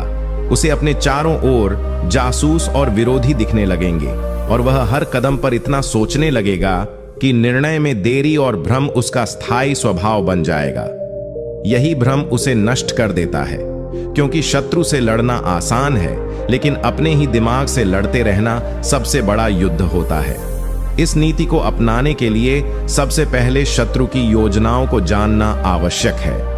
इसके लिए आपको उसकी गतिविधियों, संदेशवाहकों, गुप्तचरों या विश्वस्त सहयोगियों पर नजर रखनी होगी। फिर जब उसकी योजना सामने आ जाए तो उसमें कोई बाधा नहीं डालनी, बल्कि उसके दिमाग में यह भरना है कि उसकी योजना पहले से किसी को पता चल गई है। उसके आसपास के लोगों को संदेहास्पद बनाओ, उसकी सफलता के रास्ते पर झूठी असफलताओं के संकेत भेजो और उसका विश्वास तोड़ो। धीरे धीरे वह खुद को अकेला महसूस करेगा, अपने ही सहयोगियों पर शक करेगा, अपनी योजनाओं को बार बार बदलेगा और अंततः जब वह कोई निर्णय लेगा तो वह या तो बहुत देर से होगा या बिल्कुल गलत दिशा में। इस स्थिति में वह खुद ही अपनी शक्ति को नष्ट कर देता है, बिना किसी बाहरी बल प्रयोग के। चाणक्य ने यह नीति उस समय अपनाई थी जब एक दक्षिणी राजा मौर्य साम्राज्य पर हमला करने की गुप्त योजना बना रहा था। चाणक्य को उसके मंत्री से यह सूचना मिल गई और उन्होंने बिना किसी सीधा हमला किए उस राजा के विचारों पर हमला शुरू कर दिया। उन्होंने कुछ ऐसे संदेश उस राजा के दरबार तक पहुंचाए जो यह संकेत देते थे कि उसकी योजना लीक हो चुकी है और मौर्य सेनाएं पहले से तैयार हैं। साथ ही उसके 2 मंत्रियों को भ्रमित कर दिया गया कि उनमें से कोई एक मौर्य का गुप्तचर है। अब वह राजा हर निर्णय से पहले दुविधा में फंसने लगा, हर सूचना को संदेह से देखने लगा और अपने ही दरबार में विश्वास खोने लगा। जब युद्ध का समय आया तो उसने अंतिम समय में अपनी सेना को पीछे हटने का आदेश दे दिया और इस भ्रमित निर्णय से उसका राज्य भीतरी विद्रोहों से टूटने लगा। चाणक्य ने उसके मन के भीतर ही अस्थिरता का बीज बो दिया था, जिसने उसे स्वयं से पराजित करवा दिया। नीति 22। यदि तुम अपने शत्रु को बिना लड़े समाप्त करना चाहते हो तो उसे ऐसी स्थिति में पहुंचा दो जहां वह अपनी प्रतिष्ठा को बनाए रखने के चक्कर में बार बार वही गलती दोहराए। क्योंकि जब कोई व्यक्ति अपनी छवि बचाने के लिए बार बार एक ही मार्ग पर चलता है, भले ही वह मार्ग गलत हो, तो वह स्वयं ही अपने पतन का मार्ग प्रशस्त कर देता है और अंततः सब कुछ खो बैठता है। इस नीति का मर्म यह है कि हर व्यक्ति समाज में अपनी एक छवि बनाए रखना चाहता है। कोई वीर कहलाना चाहता है, कोई धर्मात्मा, कोई न्यायप्रिय और कोई विद्वान। जब यह छवि लोगों के मन में स्थापित हो जाती है तो व्यक्ति उसकी रक्षा के लिए कई बार ऐसे निर्णय लेने लगता है जो वास्तविकता से मेल नहीं खाते। चाणक्य कहते हैं कि यदि आप चाहते हैं कि आपका शत्रु बिना युद्ध के पराजित हो जाए तो उसकी उस छवि को इतना उभारो, उसका इतना महिमा मंडन करो कि वह उसी ढांचे में सोचने को मजबूर हो जाए। वह हर बार वही निर्णय लेने लगेगा जो उस छवि को बनाए रखने के लिए जरूरी हो, चाहे समय और परिस्थिति बदल भी जाए। यह आदत उसे समय के साथ पुराने ढर्रे पर बनाए रखती है और वह समय की मांग के अनुसार बदलाव नहीं कर पाता। जब समय बदलता है और वह नहीं बदलता, तब उसका विनाश निश्चित होता है। प्रतिष्ठा की यह परत ही उसे वास्तविकता से काट देती है और वह अपने ही गर्व और छवि के मोह में नष्ट हो जाता है। इस नीति को अपनाने के लिए सबसे पहले शत्रु की सबसे प्रमुख छवि या विशेषता को पहचानना आवश्यक है। क्या वह दयालु होने की छवि में रहना चाहता है? क्या वह न्यायप्रिय कहलाना चाहता है? क्या वह खुद को निडर या ईमानदार सिद्ध करना चाहता है? जब यह स्पष्ट हो जाए तो उसके सामने ऐसी परिस्थितियां निर्मित करो जहां वह अपनी इसी छवि को बचाने के लिए वही निर्णय ले जो बार बार उसे नुकसान पहुंचा रहे हैं। जनता, दरबार या मित्रों के सामने उसकी प्रशंसा उसी गुण के लिए बार बार करो ताकि वह उसी ढांचे में बंधा रहे और नया सोच ही न पाए। हर परिस्थिति में जब वह वही गलती दोहराएगा तो धीरे धीरे वह जनता का विश्वास खो देगा, अपनी सत्ता को खो देगा और अंततः अपनी ही आदर्श छवि के नीचे दबकर समाप्त हो जाएगा। चाणक्य ने इस नीति को एक ऐसे ब्राह्मण राजा पर आजमाया था जो न्यायप्रिय और धर्मपरायण कहलाने के लिए प्रसिद्ध था। चाणक्य ने उसके दरबार में कुछ ऐसे विद्वान भेजे जो बार बार उसकी धर्मनिष्ठा और न्याय की प्रशंसा करते रहे और साथ ही उसे ऐसे निर्णय लेने को उकसाते रहे जो परिस्थिति के हिसाब से उपयुक्त नहीं थे, जैसे दुष्टों को बार बार क्षमा देना, युद्ध से पीछे हटना, प्रजा की अंधभक्ति को बढ़ावा देना। राजा हर बार यह सोचकर वही निर्णय लेता कि उसकी छवि बनी रहे, लेकिन समय बदल रहा था और आक्रमणकारी शक्तियां बढ़ रही थीं। जब समय आया तो उसकी सेना, उसकी जनता, यहां तक कि उसके मंत्री भी उसकी नीति से थक गए थे, क्योंकि उसके निर्णय केवल उसकी छवि को बचाने के लिए होते थे, राज्य के भले के लिए नहीं। अंततः उसका राज्य टूट गया। उसकी छवि भले ही बची रही, लेकिन वह स्वयं इतिहास में केवल एक विफल और भ्रमित शासक के रूप में याद किया गया। और यही चाणक्य की योजना का अंतिम परिणाम था। नीति 23। यदि तुम अपने शत्रु को बिना युद्ध किए समाप्त करना चाहते हो तो उसे बार बार अपनी असफलताओं की याद दिलवाओ और इस प्रकार उसके मन में हीनता, अपराध बोध और आत्मसंदेह का ऐसा बीज बो दो कि वह स्वयं ही अपनी क्षमता और योग्यता पर विश्वास खो बैठे। क्योंकि जब कोई व्यक्ति अपने ही अतीत के बोझ को ढोते हुए वर्तमान में निर्णय लेने की कोशिश करता है तो उसका मन हमेशा डर और असमर्थता से भरा होता है और वह किसी भी लक्ष्य को प्राप्त नहीं कर पाता, चाहे वह कितना भी सामर्थ्यवान क्यों ना हो। इस नीति को अपनाने के लिए सबसे पहले यह समझना होगा कि मनुष्य का सबसे बड़ा युद्ध बाहर नहीं बल्कि भीतर होता है। यदि आप अपने शत्रु को भीतर से तोड़ देंगे तो बाहर से कोई प्रयत्न नहीं करना पड़ेगा। जब शत्रु को बार बार उसकी पुरानी गलतियों, असफलताओं और कमजोरियों की याद दिलाई जाती है, चाहे वे बातों में हो, नजरों में हो या घटनाओं के माध्यम से, तो उसके भीतर एक ऐसी भावना पनपती है जो उसे यह विश्वास नहीं करने देती कि वह इस बार सफल हो सकता है। वह हर बार सोचता है कि पिछली बार भी तो मैंने कोशिश की थी और मैं हार गया था, तो अब क्यों जीत पाऊंगा। यही सोच उसके हर कदम को धीमा कर देती है, उसके साहस को कमजोर कर देती है और वह बार बार अवसरों को चूकता चला जाता है। एक समय ऐसा आता है जब वह कोई भी बड़ा निर्णय नहीं ले पाता, क्योंकि वह यह मान चुका होता है कि वह जितना भी प्रयास कर ले अंत में असफलता ही मिलेगी। इस मनोस्थिति में वह स्वयं ही अपने सामर्थ्य का गला घोंट देता है और कोई भी बाहरी शत्रु उसकी उतनी क्षति नहीं कर सकता जितनी वह खुद अपने भीतर से कर लेता है। इस नीति को जीवन में अपनाने के लिए आपको अपने विरोधी के अतीत को अच्छी तरह जानना होगा। उसने कहां कहां असफलता पाई है, किस विषय में वह सबसे ज्यादा शर्मिंदा है, किस मोड़ पर वह टूटा था और किन लोगों के सामने उसने हार मानी थी। इन स्मृतियों को बार बार अलग अलग तरीकों से उसकी चेतना में लाना है। कभी बातचीत में ताना मारकर, कभी भीड़ में उसका मजाक उड़ाकर, कभी उसे उदाहरण बनाकर कि फलां व्यक्ति जैसा निर्णय मत लेना, वो तो पहले भी असफल हुआ था। ऐसा करने से वह बार बार अपने अतीत में लौटेगा और अतीत जब वर्तमान को नियंत्रित करने लगे तब व्यक्ति भविष्य की ओर कदम बढ़ाने से डरने लगता है।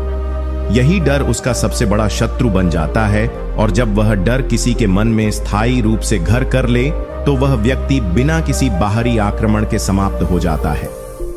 चाणक्य ने यह नीति मगध के एक पूर्व सेनापति पर प्रयोग की थी, जिसे चंद्रगुप्त मौर्य के विरुद्ध खड़ा किया गया था। वह सेनापति एक समय पर एक महत्वपूर्ण युद्ध हार गया था, जिससे मगध की सीमाओं में सेंध लग गई थी और वह अपमानित होकर त्याग पत्र देकर चला गया था। जब उसने फिर से सत्ता पाने का प्रयास किया तो चाणक्य ने गुप्तचरों के माध्यम से उसकी पुरानी हार की घटनाओं को बार बार उसकी जनता और नए समर्थकों के बीच चर्चा का विषय बना दिया।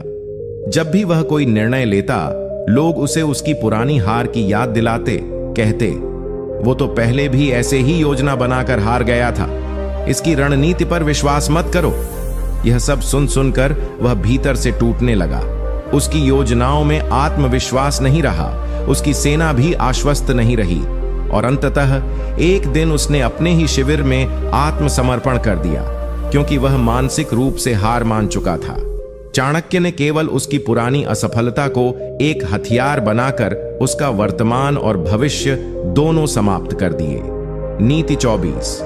यदि तुम अपने शत्रु को बिना लड़े समाप्त करना चाहते हो तो उसके भीतर ऐसा लोभ उत्पन्न कर दो जो उसकी बुद्धि को भ्रष्ट कर दे, क्योंकि जब कोई व्यक्ति अपने लाभ के पीछे इतना अंधा हो जाता है कि वह नैतिकता, विवेक और रणनीति को भूल जाता है, तब वह अपने ही जाल में उलझ कर गिर जाता है और उसका पतन स्वाभाविक हो जाता है। इस नीति को अपनाने का मूल मंत्र यह है कि हर व्यक्ति के भीतर कोई न कोई लालच छिपा होता है, कभी धन का, कभी प्रसिद्धि का, कभी अधिकार का, कभी किसी स्त्री या पुरुष का। यदि आप अपने शत्रु के भीतर उस लालच को पहचान कर उसे धीरे धीरे हवा देना शुरू कर दें, तो वह व्यक्ति विवेक और न्याय की राह से हटकर उस चीज को प्राप्त करने की धुन में लग जाता है। चाणक्य कहते हैं कि जब कोई व्यक्ति किसी वस्तु की प्राप्ति को अपनी जीवन की सबसे बड़ी सफलता मानने लगे और उसके लिए किसी भी हद तक जाने को तैयार हो जाए, तब उसकी सोचने की क्षमता, उसके संबंध, उसकी नीति और उसका नियंत्रण सब खोने लगते हैं। वह सिर्फ उस एक लक्ष्य पर केंद्रित हो जाता है और उस प्रक्रिया में वह अपने चारों ओर हो रही साजिशों को नहीं देख पाता। यह लोभ धीरे धीरे उसकी ताकत को खा जाता है, उसके निर्णयों को दूषित कर देता है और अंततः वह व्यक्ति स्वयं ही अपने पतन का मार्ग बनाता है।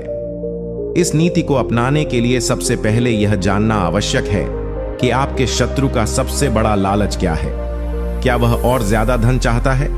क्या उसे सत्ता चाहिए? क्या वह किसी विशेष पद या स्त्री के लिए लालायित है?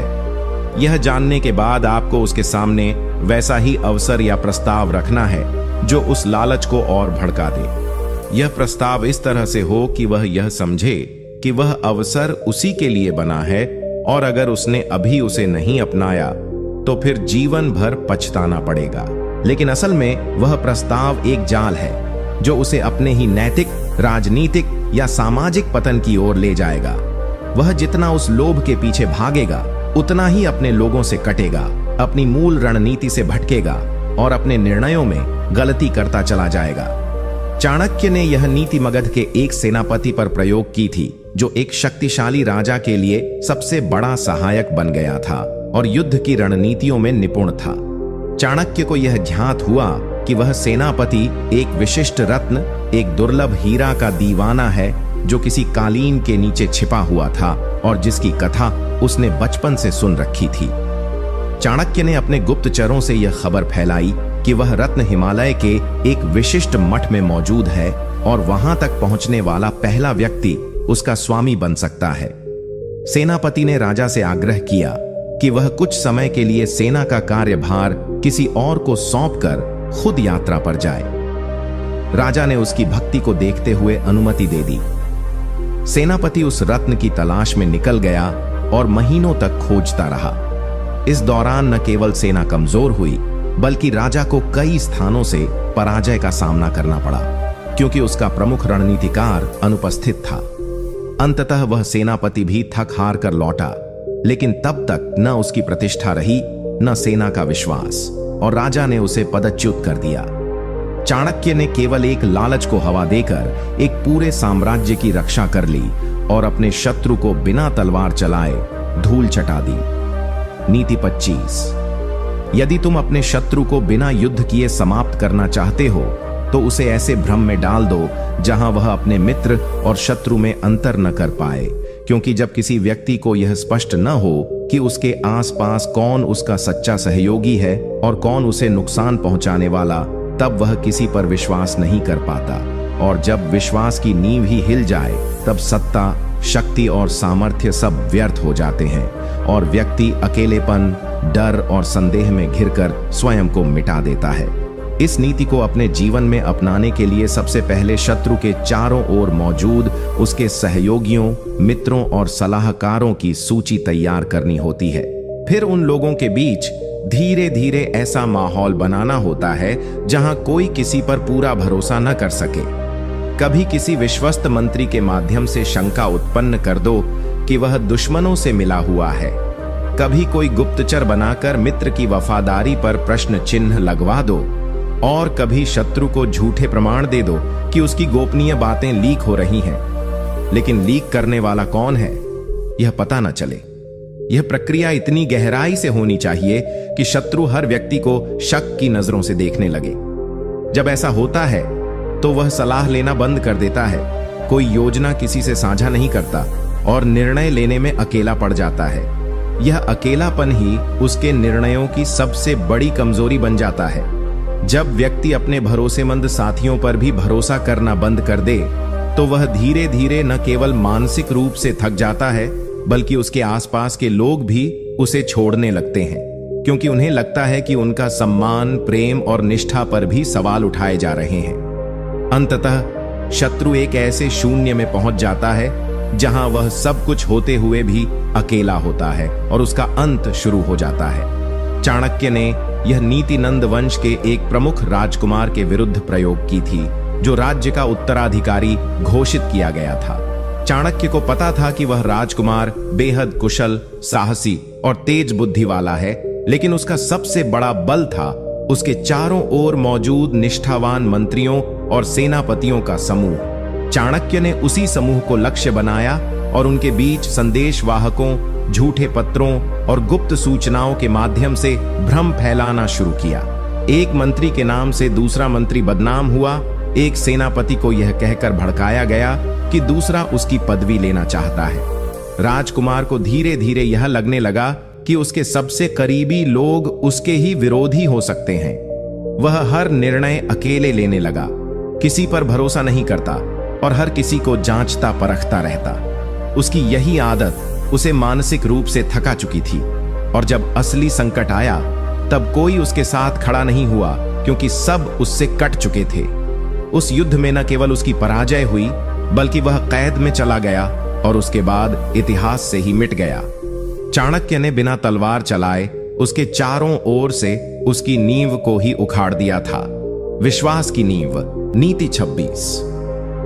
यदि तुम अपने शत्रु को बिना सीधे संघर्ष किए मिटाना चाहते हो तो उसकी सबसे प्रिय वस्तु, व्यक्ति या उद्देश्य को धीरे धीरे उससे दूर कर दो, क्योंकि जब कोई व्यक्ति उस चीज को खो देता है जिससे वह सबसे ज्यादा प्रेम करता है या जिससे उसकी पहचान जुड़ी होती है, तो वह भीतर से टूटने लगता है, उसकी चेतना बिखर जाती है और वह अपनी शक्ति, बुद्धि और नियंत्रण खो बैठता है और यही टूटन उसके पतन की शुरुआत बन जाती है। इस नीति को अपनाने के लिए यह जरूरी है कि सबसे पहले आप यह पहचानो कि आपके शत्रु के जीवन में ऐसी कौन सी चीज है जिससे वह भावनात्मक रूप से जुड़ा हुआ है। वह कोई प्रिय व्यक्ति हो सकता है, कोई राजपद, कोई आदर्श, कोई गुप्त सिद्धांत, कोई सम्मानजनक पदवी या फिर कोई भूमि, वस्त्र, रत्न, वंश आदि। चाणक्य कहते हैं कि जब किसी व्यक्ति की आत्मा किसी वस्तु से बंधी हो तो उस वस्तु को ही लक्ष्य बनाओ, न कि व्यक्ति को। इस प्रक्रिया में शत्रु को सीधे कोई हानि पहुंचाने की आवश्यकता नहीं होती, बल्कि उसे धीरे धीरे यह आभास करवाना होता है कि वह चीज अब उसकी नहीं रही, वह उससे छिन रही है या वह चीज उसे धोखा दे रही है। जब यह प्रक्रिया आरंभ होती है तो शत्रु भीतर ही भीतर बेचैन होने लगता है, उसका ध्यान बंटता है, वह प्रतिशोध या भय में फंसने लगता है और अंततः उसके निर्णय गलत होने लगते हैं। यही गलती उसके पतन का कारण बनती है और वह स्वयं ही बर्बादी की ओर अग्रसर होता है, जबकि प्रत्यक्ष रूप से कोई उसे चोट नहीं पहुंचा रहा होता। इस नीति को चाणक्य ने एक महापंडित पर प्रयोग किया था, जो मगध सम्राट के दरबार में अत्यंत आदरणीय था और जो चंद्रगुप्त के विरोध में बुद्धिजीवियों को संगठित कर रहा था। वह पंडित अपनी विद्वता और एक अत्यंत दुर्लभ ग्रंथ पर गर्व करता था, जो केवल उसके पास था और जिसकी प्रतिलिपि किसी के पास नहीं थी। चाणक्य को यह झांत हुआ तो उन्होंने एक गुप्तचरों की टोली भेजी, जो उस ग्रंथ की चोरी नहीं बल्कि धीरे धीरे उसकी साख को नष्ट करने का काम करे। उन्होंने अन्य विद्वानों से मिलकर एक नया ग्रंथ तैयार करवाया, जिसमें उस महापंडित की मूल बातों को गलत सिद्ध किया गया और यह फैलाया गया कि उसका ग्रंथ त्रुटिपूर्ण है, विकृत है और समाज विरोधी भी। पंडित ने जब इसका खंडन करने की कोशिश की तो लोगों ने उसे गंभीरता से नहीं लिया।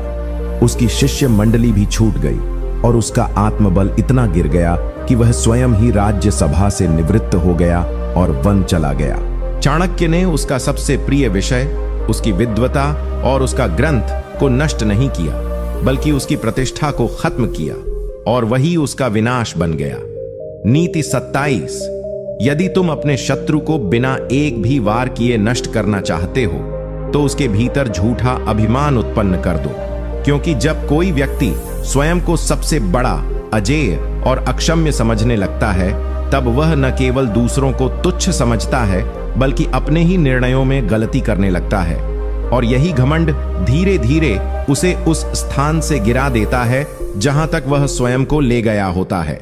इस नीति को अपनाने के लिए तुम्हें सबसे पहले यह पहचानना होगा कि तुम्हारा शत्रु किस बात को लेकर सबसे अधिक गर्व करता है।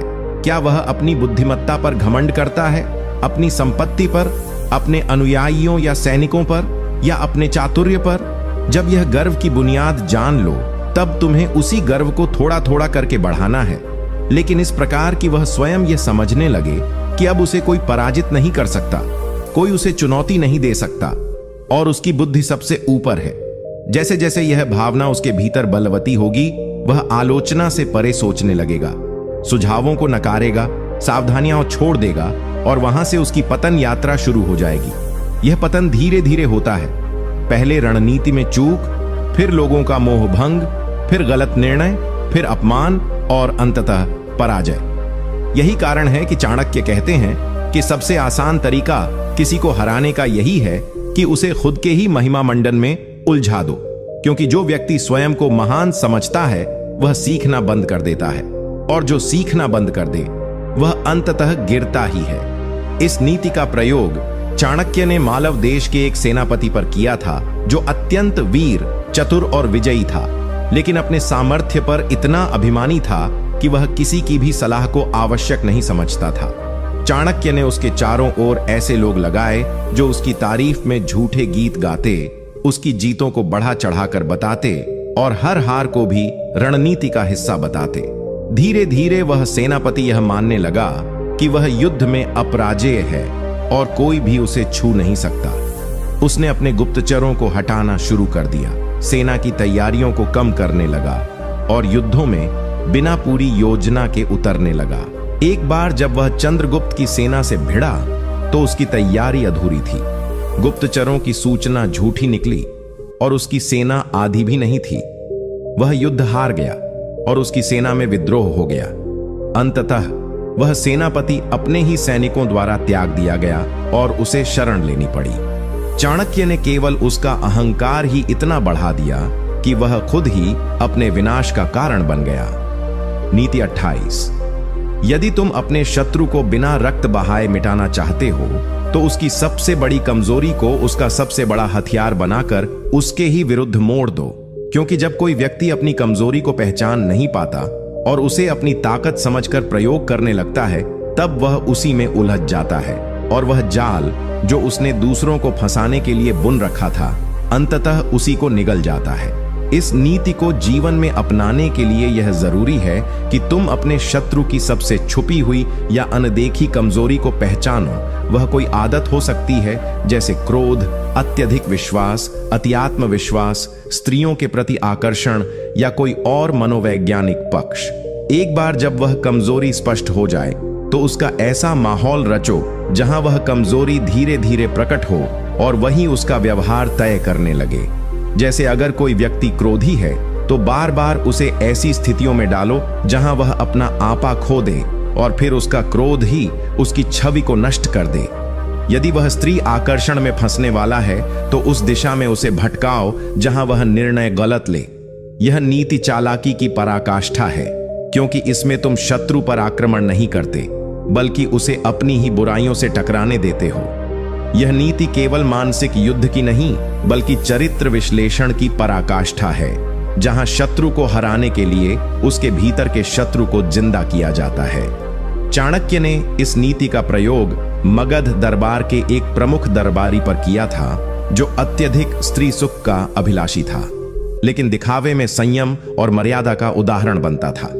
चाणक्य ने एक अत्यंत सुंदर व चतुर नर्तकी को उस दरबारी के समीप भेजा, जो दिखने में सामान्य कलाकार थी। लेकिन व्यवहार में चाणक्य की गुप्तचर। धीरे धीरे उस दरबारी ने उस नर्तकी पर विश्वास करना शुरू किया, उसे उपहार देने लगा और राजकीय योजनाओं की बातें भी उससे साझा करने लगा। यही नहीं, उसने अपनी कई गुप्त रणनीतियां भी उसके कानों में डाली, यह सोचकर कि वह उसे कभी धोखा नहीं देगी। वह नर्तकी चाणक्य को सारी जानकारी देती रही और जब समय आया तो वही बातें सम्राट के सामने प्रकट कर दी गईं। परिणाम स्वरूप वह दरबारी विश्वासघात का दोषी ठहराया गया और अपमानित होकर दरबार से निष्कासित कर दिया गया। चाणक्य ने उसकी कमजोरी को उसकी शक्ति का रूप दिया और फिर उसी शक्ति से उसे मिटा दिया। यही इस नीति की सबसे घातक गहराई है। नीति 29। यदि तुम अपने शत्रु को बिना युद्ध किए मिटाना चाहते हो तो उसके आसपास के लोगों में उसके प्रति संदेह का बीज बो दो, क्योंकि जब किसी व्यक्ति के अपने ही उसे संदेह की दृष्टि से देखने लगते हैं तो उसका आत्मबल टूटने लगता है, उसके निर्णयों पर प्रश्न चिन्ह लगने लगते हैं और वह व्यक्ति अपने ही घेरे में पराया बन जाता है, जहां न तो उसे समर्थन मिलता है न ही विश्वास, और यही अविश्वास धीरे धीरे उसकी स्थिति को खोखला कर देता है और वह बिना एक तीर चले ही पराजित हो जाता है। इस नीति को अपनाने के लिए सबसे पहले यह समझना होगा कि शत्रु की सबसे बड़ी ताकत उसके सहयोगी, अनुयायी या विश्वासी लोग होते हैं। जब तक उसके चारों ओर विश्वास की एक मजबूत दीवार बनी रहती है तब तक वह व्यक्ति अडिग रहता है, लेकिन जैसे ही उस दीवार में संदेह की पहली दरार आती है पूरा ढांचा हिलने लगता है। इस नीति के अनुसार तुम्हें अपने शत्रु के सबसे करीबी लोगों के बीच धीरे धीरे ऐसी बातें फैलानी होंगी जो उस शत्रु की नीयत, ईमानदारी या क्षमता पर संदेह उत्पन्न करें। ये बातें प्रत्यक्ष रूप से कभी मत बोलो, बल्कि संकेतों, घटनाओं या ऐसे कार्यों के माध्यम से उनके मन में संदेह का बीज डालो जिन्हें वे खुद अनुभव करें। जैसे ही वह बीज अंकुरित होगा, वे लोग अपने ही मन में शत्रु से दूरी बनाने लगेंगे, उसकी बातों को शक से देखेंगे और समय के साथ उसका साथ छोड़ देंगे। जब कोई व्यक्ति अकेला रह जाता है तो वह सबसे पहले मानसिक रूप से हारता है और यही मानसिक हार उसकी वास्तविक पराजय का मार्ग बनती है। इस नीति का प्रयोग चाणक्य ने नंद वंश के एक प्रमुख सामंत के विरुद्ध किया था जो राज्य में अत्यंत प्रभावशाली था और जनता का प्रिय। उसे समाप्त करना आसान नहीं था क्योंकि उसके अनुयायी, सेनापति और जनता तक उससे अंधभक्ति रखते थे। चाणक्य ने गुप्त रूप से उसके 2 सेनापतियों में यह बात फैलाई कि वह अपने ही सहयोगियों से ईर्ष्या करता है और सम्राट को उनके विरुद्ध भड़का रहा है। फिर कुछ घटनाएं रचवाई गईं जहां ऐसा प्रतीत हो कि सामंत ने जानबूझकर उन्हें युद्ध में कमजोर स्थान पर भेजा था। उन घटनाओं की योजना इस तरह बनाई गई कि शक करने वालों को पक्के प्रमाण न मिले, लेकिन उनके मन में संदेह गहरा जाए। धीरे धीरे उसके अपने लोग ही उससे कटने लगे और जब वह किसी बड़े निर्णय में असफल हुआ तो उसके ही लोग उसके विरुद्ध हो गए और उसे हटाने की मांग करने लगे। अंततः वह सामंत पराजित हुआ और उसका प्रभाव शून्य हो गया। चाणक्य ने केवल संदेह की एक चिंगारी फेंकी थी, लेकिन वही चिंगारी उसके पूरे साम्राज्य को जला गई। नीति 30। यदि तुम अपने शत्रु को बिना तलवार उठाए समाप्त करना चाहते हो तो उसकी महत्वाकांक्षाओं को ऐसा आकार दो कि वह अपने ही स्वार्थ की आग में जलने लगे, क्योंकि जब कोई व्यक्ति अपनी सीमाओं को भूलकर केवल अपनी इच्छाओं के पीछे दौड़ता है तो वह अपने विवेक को खो देता है, अपने पुराने संबंधों को नजरअंदाज करता है और ऐसे निर्णय लेने लगता है जो उसे स्वयं विनाश के मार्ग पर ले जाते हैं, और उस समय वह स्वयं यह नहीं समझ पाता कि उसकी बर्बादी किसी और ने नहीं, उसी की लिप्सा ने की है। इस नीति को अपनाने के लिए तुम्हें सबसे पहले यह देखना होगा कि शत्रु की सबसे बड़ी लालसा क्या है। क्या वह सत्ता का लोभी है? क्या वह धन के लिए किसी भी सीमा को पार कर सकता है? क्या वह यश, प्रशंसा या और अधिक अधिकारों के पीछे पागल है? जब तुम यह समझ जाओ कि वह क्या चाहता है तो उसे वही दो, लेकिन इस तरह से कि वह अपनी मौजूदा स्थिति से असंतुष्ट हो जाए। धीरे धीरे उसके चारों ओर ऐसा वातावरण तैयार करो जहां उसे लगे कि वह और अधिक पा सकता है, और जो भी उसके रास्ते में खड़ा हो उसे हटाना चाहिए। जब वह अपनी ही स्थिति से असंतुष्ट हो जाएगा तो वह गलतियां करना शुरू करेगा। वह अपने शुभ चिंतकों को दूर करेगा, अपने पुराने भरोसेमंद साथियों से शंका करेगा और ऐसे लोगों पर विश्वास करेगा जो उसे और अधिक पाने का सपना दिखाएंगे, लेकिन वास्तव में उसे गर्त में धकेलेंगे। यही वह समय होता है जब शत्रु अपनी स्थिति खो देता है और तुम बिना किसी प्रत्यक्ष संघर्ष के विजयी हो जाते हो। इस नीति का सबसे प्रभावशाली प्रयोग चाणक्य ने अमात्य राक्षस के एक करीबी अधिकारी पर किया था, जो अत्यंत महत्वाकांक्षी था और अमात्य का सबसे बड़ा समर्थक भी। चाणक्य ने गुप्तचरों के माध्यम से उसके कान में यह बात डलवाई कि अमात्य उसे कभी आगे नहीं बढ़ने देगा, वह उसके मार्ग में स्वयं खड़ा है और यदि वह सत्ता चाहता है तो उसे खुद के लिए लड़ना होगा। फिर उस अधिकारी को झूठे अवसर दिखाए गए, नकली प्रस्ताव दिए गए और उसे ऐसा भ्रम दिया गया कि वह अमात्य से बेहतर पद का अधिकारी है। धीरे धीरे वह अमात्य के खिलाफ षड्यंत्र में शामिल हुआ, उसके आदेशों की अवहेलना करने लगा और अपने ही लोगों को भड़काने लगा। अंततः जब उसका षड्यंत्र उजागर हुआ तो अमात्य ने उसे दरबार से निकाल फेंका, लेकिन इससे पहले उसकी नीतियां अस्थिर हो चुकी थीं और चाणक्य ने उसी भ्रमित अधिकारी से सारी गुप्त जानकारी लेकर अमात्य के योजनाओं को विफल कर दिया। इस प्रकार चाणक्य ने एक व्यक्ति की लालसा को उसका सबसे बड़ा शत्रु बनाकर उसे बिना लड़े नष्ट कर दिया। नीति 31। शत्रु को समाप्त करने का सबसे प्रभावी मार्ग यह है कि उसे ऐसा भ्रम दे दो कि वह अपराजेय है और बार बार उसकी झूठी प्रशंसा करके उसके भीतर घमंड का ऐसा बीज बो दो जो धीरे धीरे विशाल वृक्ष बनकर उसकी बुद्धि को ढांक ले। क्योंकि जब कोई व्यक्ति यह मान लेता है कि वह हर परिस्थिति को नियंत्रित कर सकता है और कोई भी उसे हराने योग्य नहीं है, तब वह अपने ही विवेक और सावधानी से दूर हो जाता है और ऐसे अवसरों पर वह स्वयं अपने विनाश का द्वार खोल देता है, जहां न उसे शत्रु की चालें दिखाई देती हैं, न ही अपने गिरते हुए पांव की आहट, और अंततः वह आत्ममुग्धता के दलदल में फंसकर नष्ट हो जाता है। इस नीति को अपने जीवन में अपनाने के लिए यह समझना आवश्यक है कि किसी भी व्यक्ति की सबसे बड़ी कमजोरी उसका स्वयं पर अंधा विश्वास होता है, विशेषकर जब वह दूसरों से लगातार प्रशंसा पाता है। ऐसे में यदि तुम अपने शत्रु की बुद्धिमत्ता, योजना या ताकत की प्रशंसा बार बार करते हो और उसके हर निर्णय को सही ठहराते हुए उसकी नीतियों में त्रुटियां न होने का दिखावा करते हो, तो धीरे धीरे वह यह मानने लगता है कि वह वास्तव में सर्वोत्तम है। इस स्थिति में वह अपनी सुरक्षा कम कर देता है, अपने विरोधियों को तुच्छ समझने लगता है और अपनी ही योजना में लापरवाही करने लगता है। यह वह समय होता है जब तुम उसे सही दिशा में धकेलकर बिना लड़े उसकी गलतियों से उसे गिरा सकते हो। यह रणनीति मानसिक युद्ध का वह शिखर है जहां तुम्हें सामने से कुछ भी नहीं करना पड़ता, बल्कि केवल उसके मन को गुमराह करना होता है। चाणक्य ने यह नीति नंद वंश के शासनकाल में उनके एक सेनापति पर लागू की थी, जो लगातार युद्ध जीत रहा था और चाणक्य के लिए एक बड़ा खतरा बन चुका था। चाणक्य ने उसके गुप्तचरों को यह फैलाने का आदेश दिया कि वह सेनापति युद्ध कला में बेजोड़ है, उसका रणनीतिक विवेक अद्भुत है और उसे पराजित करना असंभव है। उसके आसपास के लोग जो पहले उसकी नीतियों की समीक्षा करते थे, अब बिना सोचे उसके हर निर्णय को मानने लगे।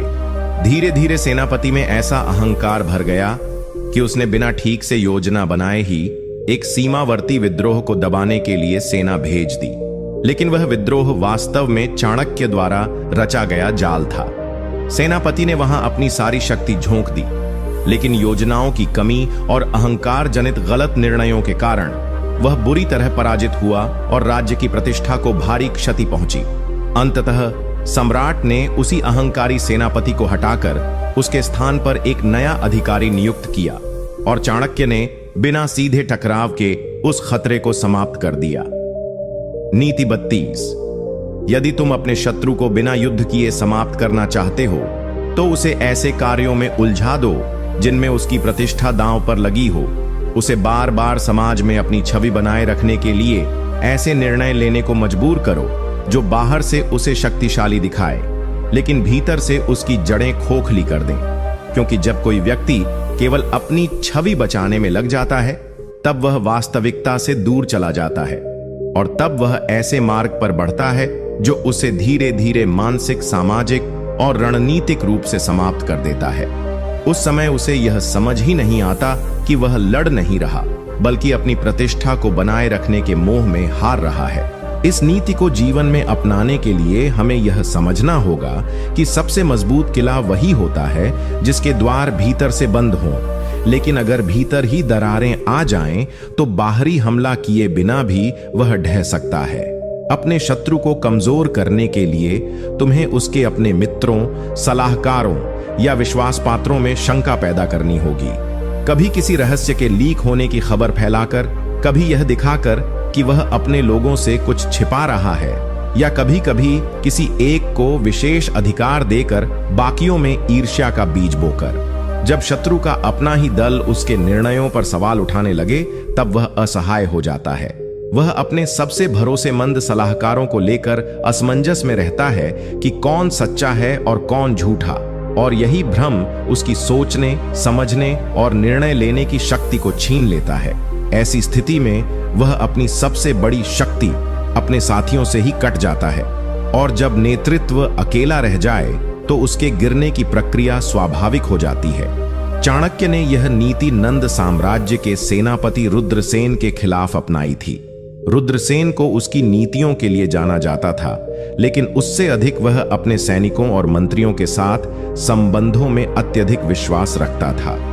चाणक्य ने रुद्रसेन के दो मुख्य सहायकों के बीच गुप्तचरों के माध्यम से यह बात फैलवा दी कि सेनापति केवल एक को अपना उत्तराधिकारी मानता है और दूसरा सिर्फ मोहरा है। धीरे धीरे दोनों में शक और असहमति बढ़ने लगी, और वही लोग जो पहले मिलकर हर योजना बनाते थे, अब एक दूसरे से बातें छिपाने लगे।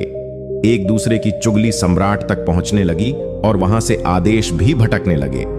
इसी असंतुलन का लाभ चाणक्य ने उठाया और सेना में दो भाग करवा दिए। जब रुद्रसेन ने इसका प्रतिकार करने की कोशिश की, तब तक वह अपने सबसे महत्वपूर्ण लोगों का विश्वास खो चुका था।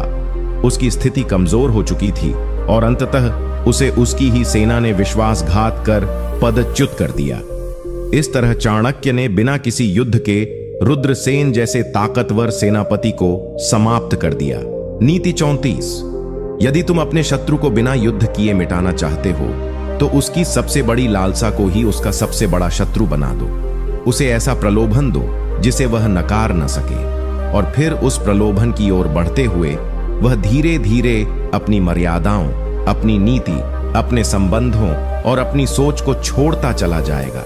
और जब कोई व्यक्ति अपनी सीमाओं से बाहर लालच के पीछे भागने लगता है, तो वह स्वयं ही अपने पतन की दिशा में बढ़ जाता है।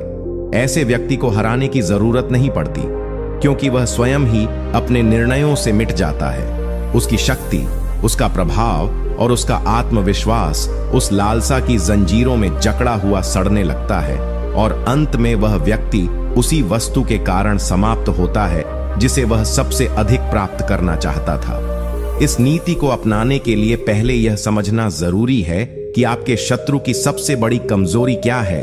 क्या वह सत्ता की भूख है, धन का लोभ है, स्त्री का मोह है, या सम्मान की प्यास है? जिस क्षण तुम इस लालसा को पहचान लेते हो, उसी क्षण तुम्हारे पास उसे गिराने का सबसे सशक्त अस्त्र आ जाता है।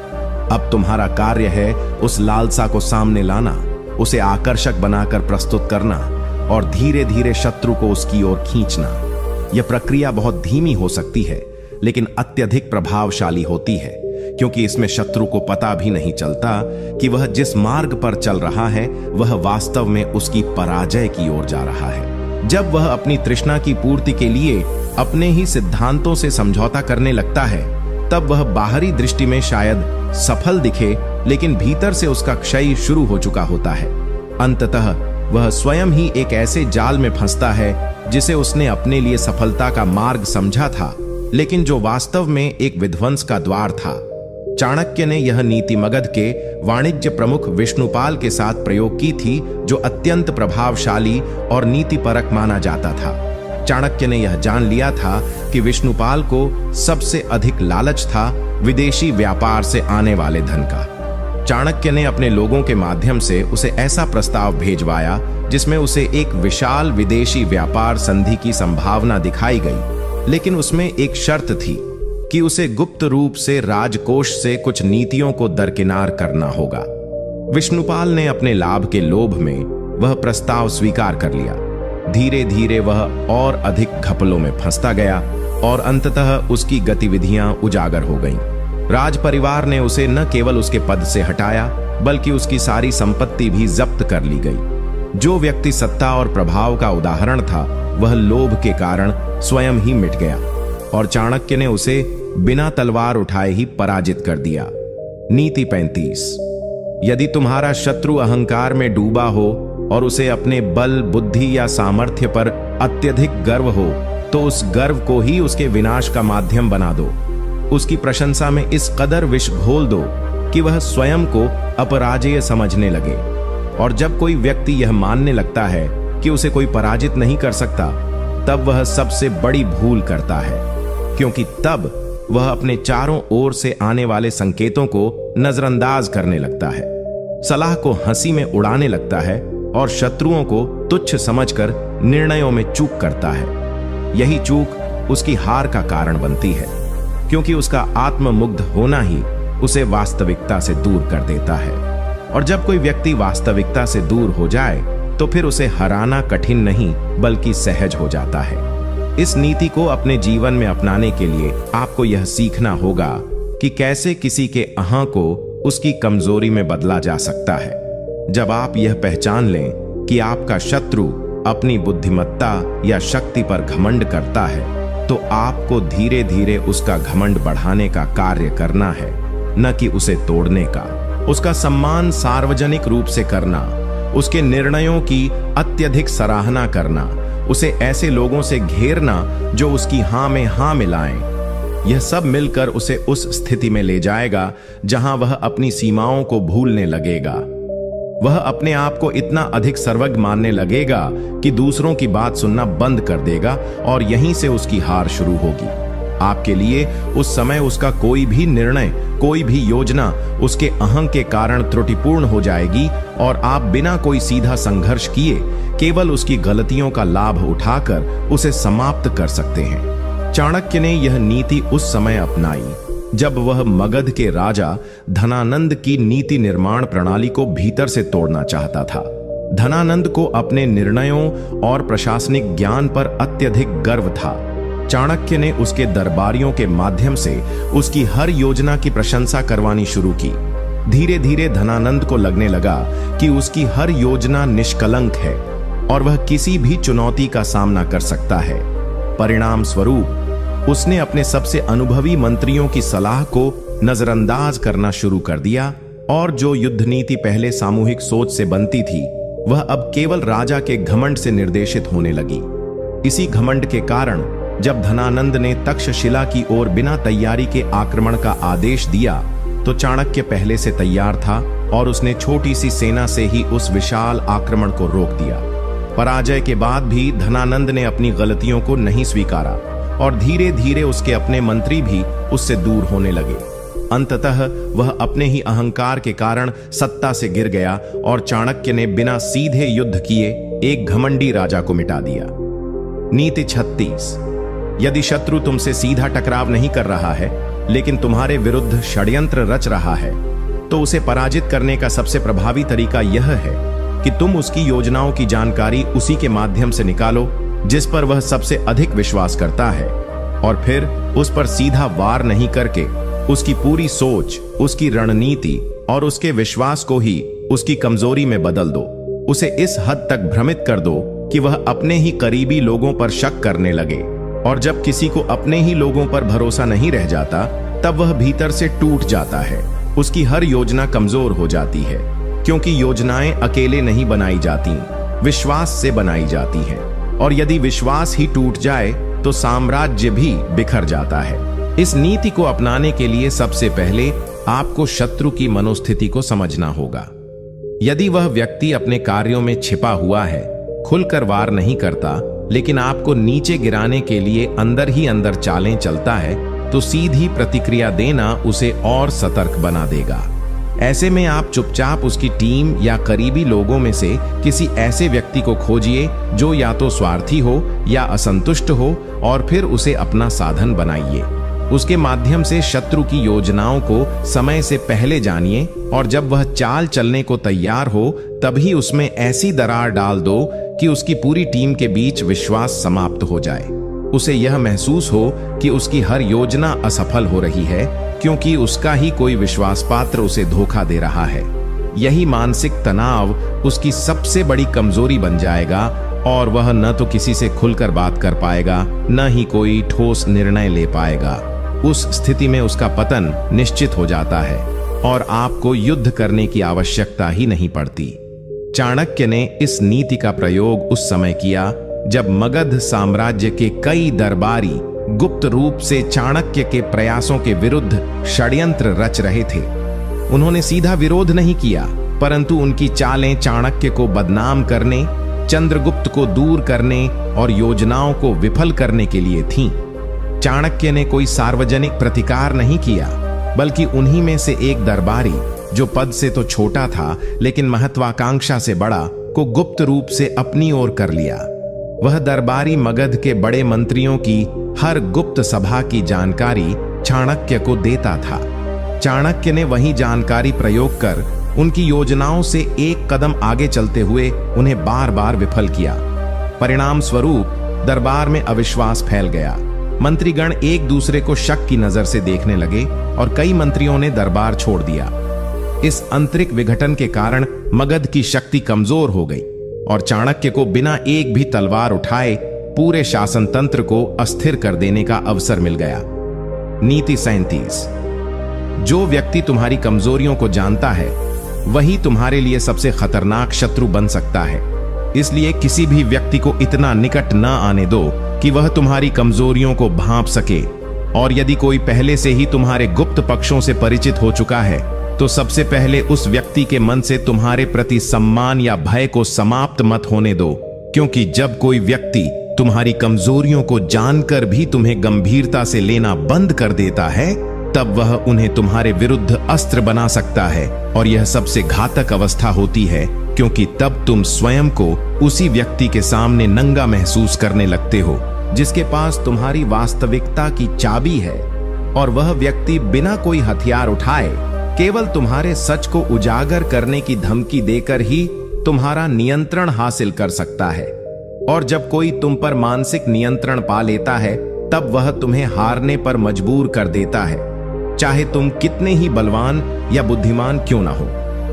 इस नीति को अपने जीवन में लागू करने के लिए सबसे पहले खुद को समझना और अपने कमजोर पक्षों की पहचान करना जरूरी है।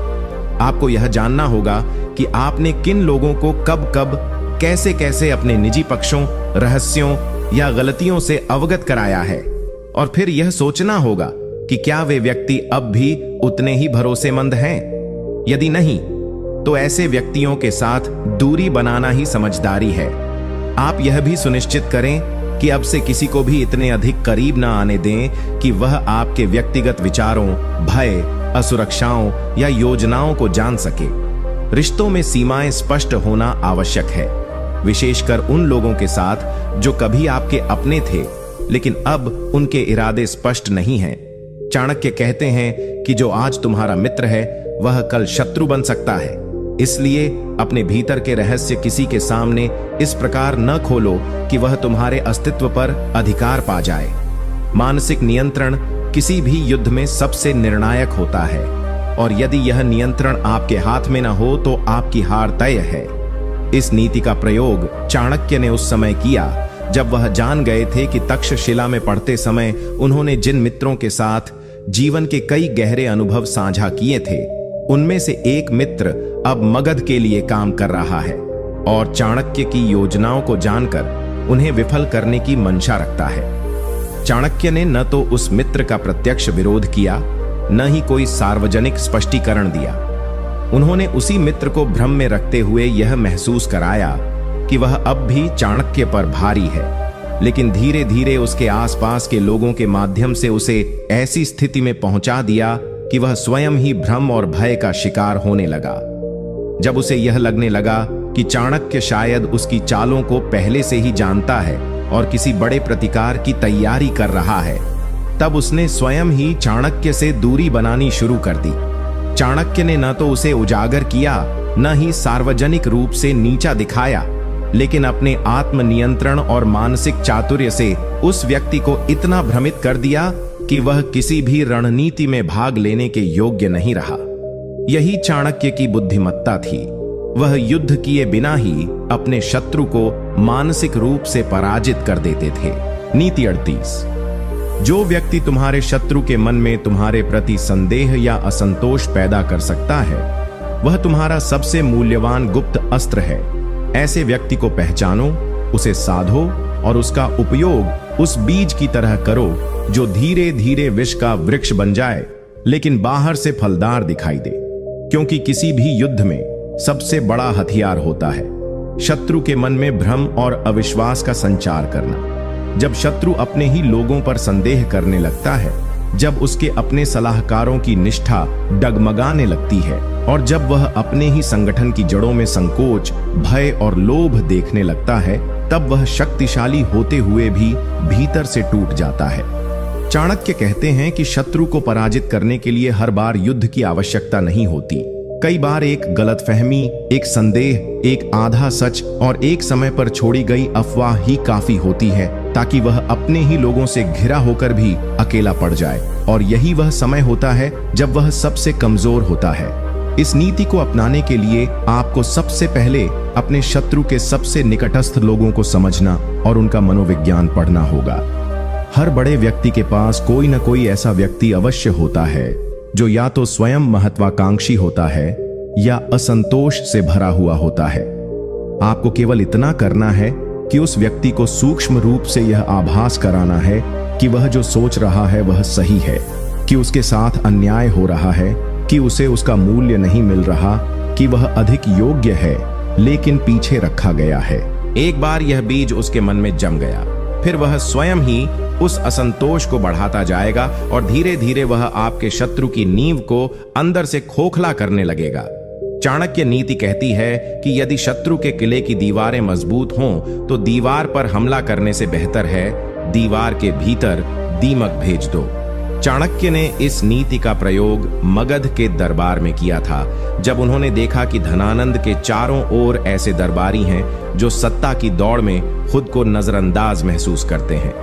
उन्होंने उनमें से एक को पहचान लिया, एक सेनापति जो अपनी योग्यता पर अभिमान करता था लेकिन धनानंद द्वारा बार बार नीचा दिखाया गया था।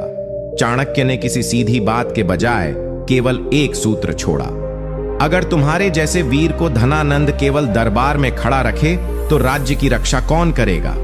यह वाक्य उस सेनापति के मन में इस प्रकार गूंजा कि उसने स्वयं धनानंद के प्रति विद्रोह का बीज बो दिया। धीरे धीरे वह सेनापति चाणक्य का नहीं, अपने ही असंतोष का हथियार बन गया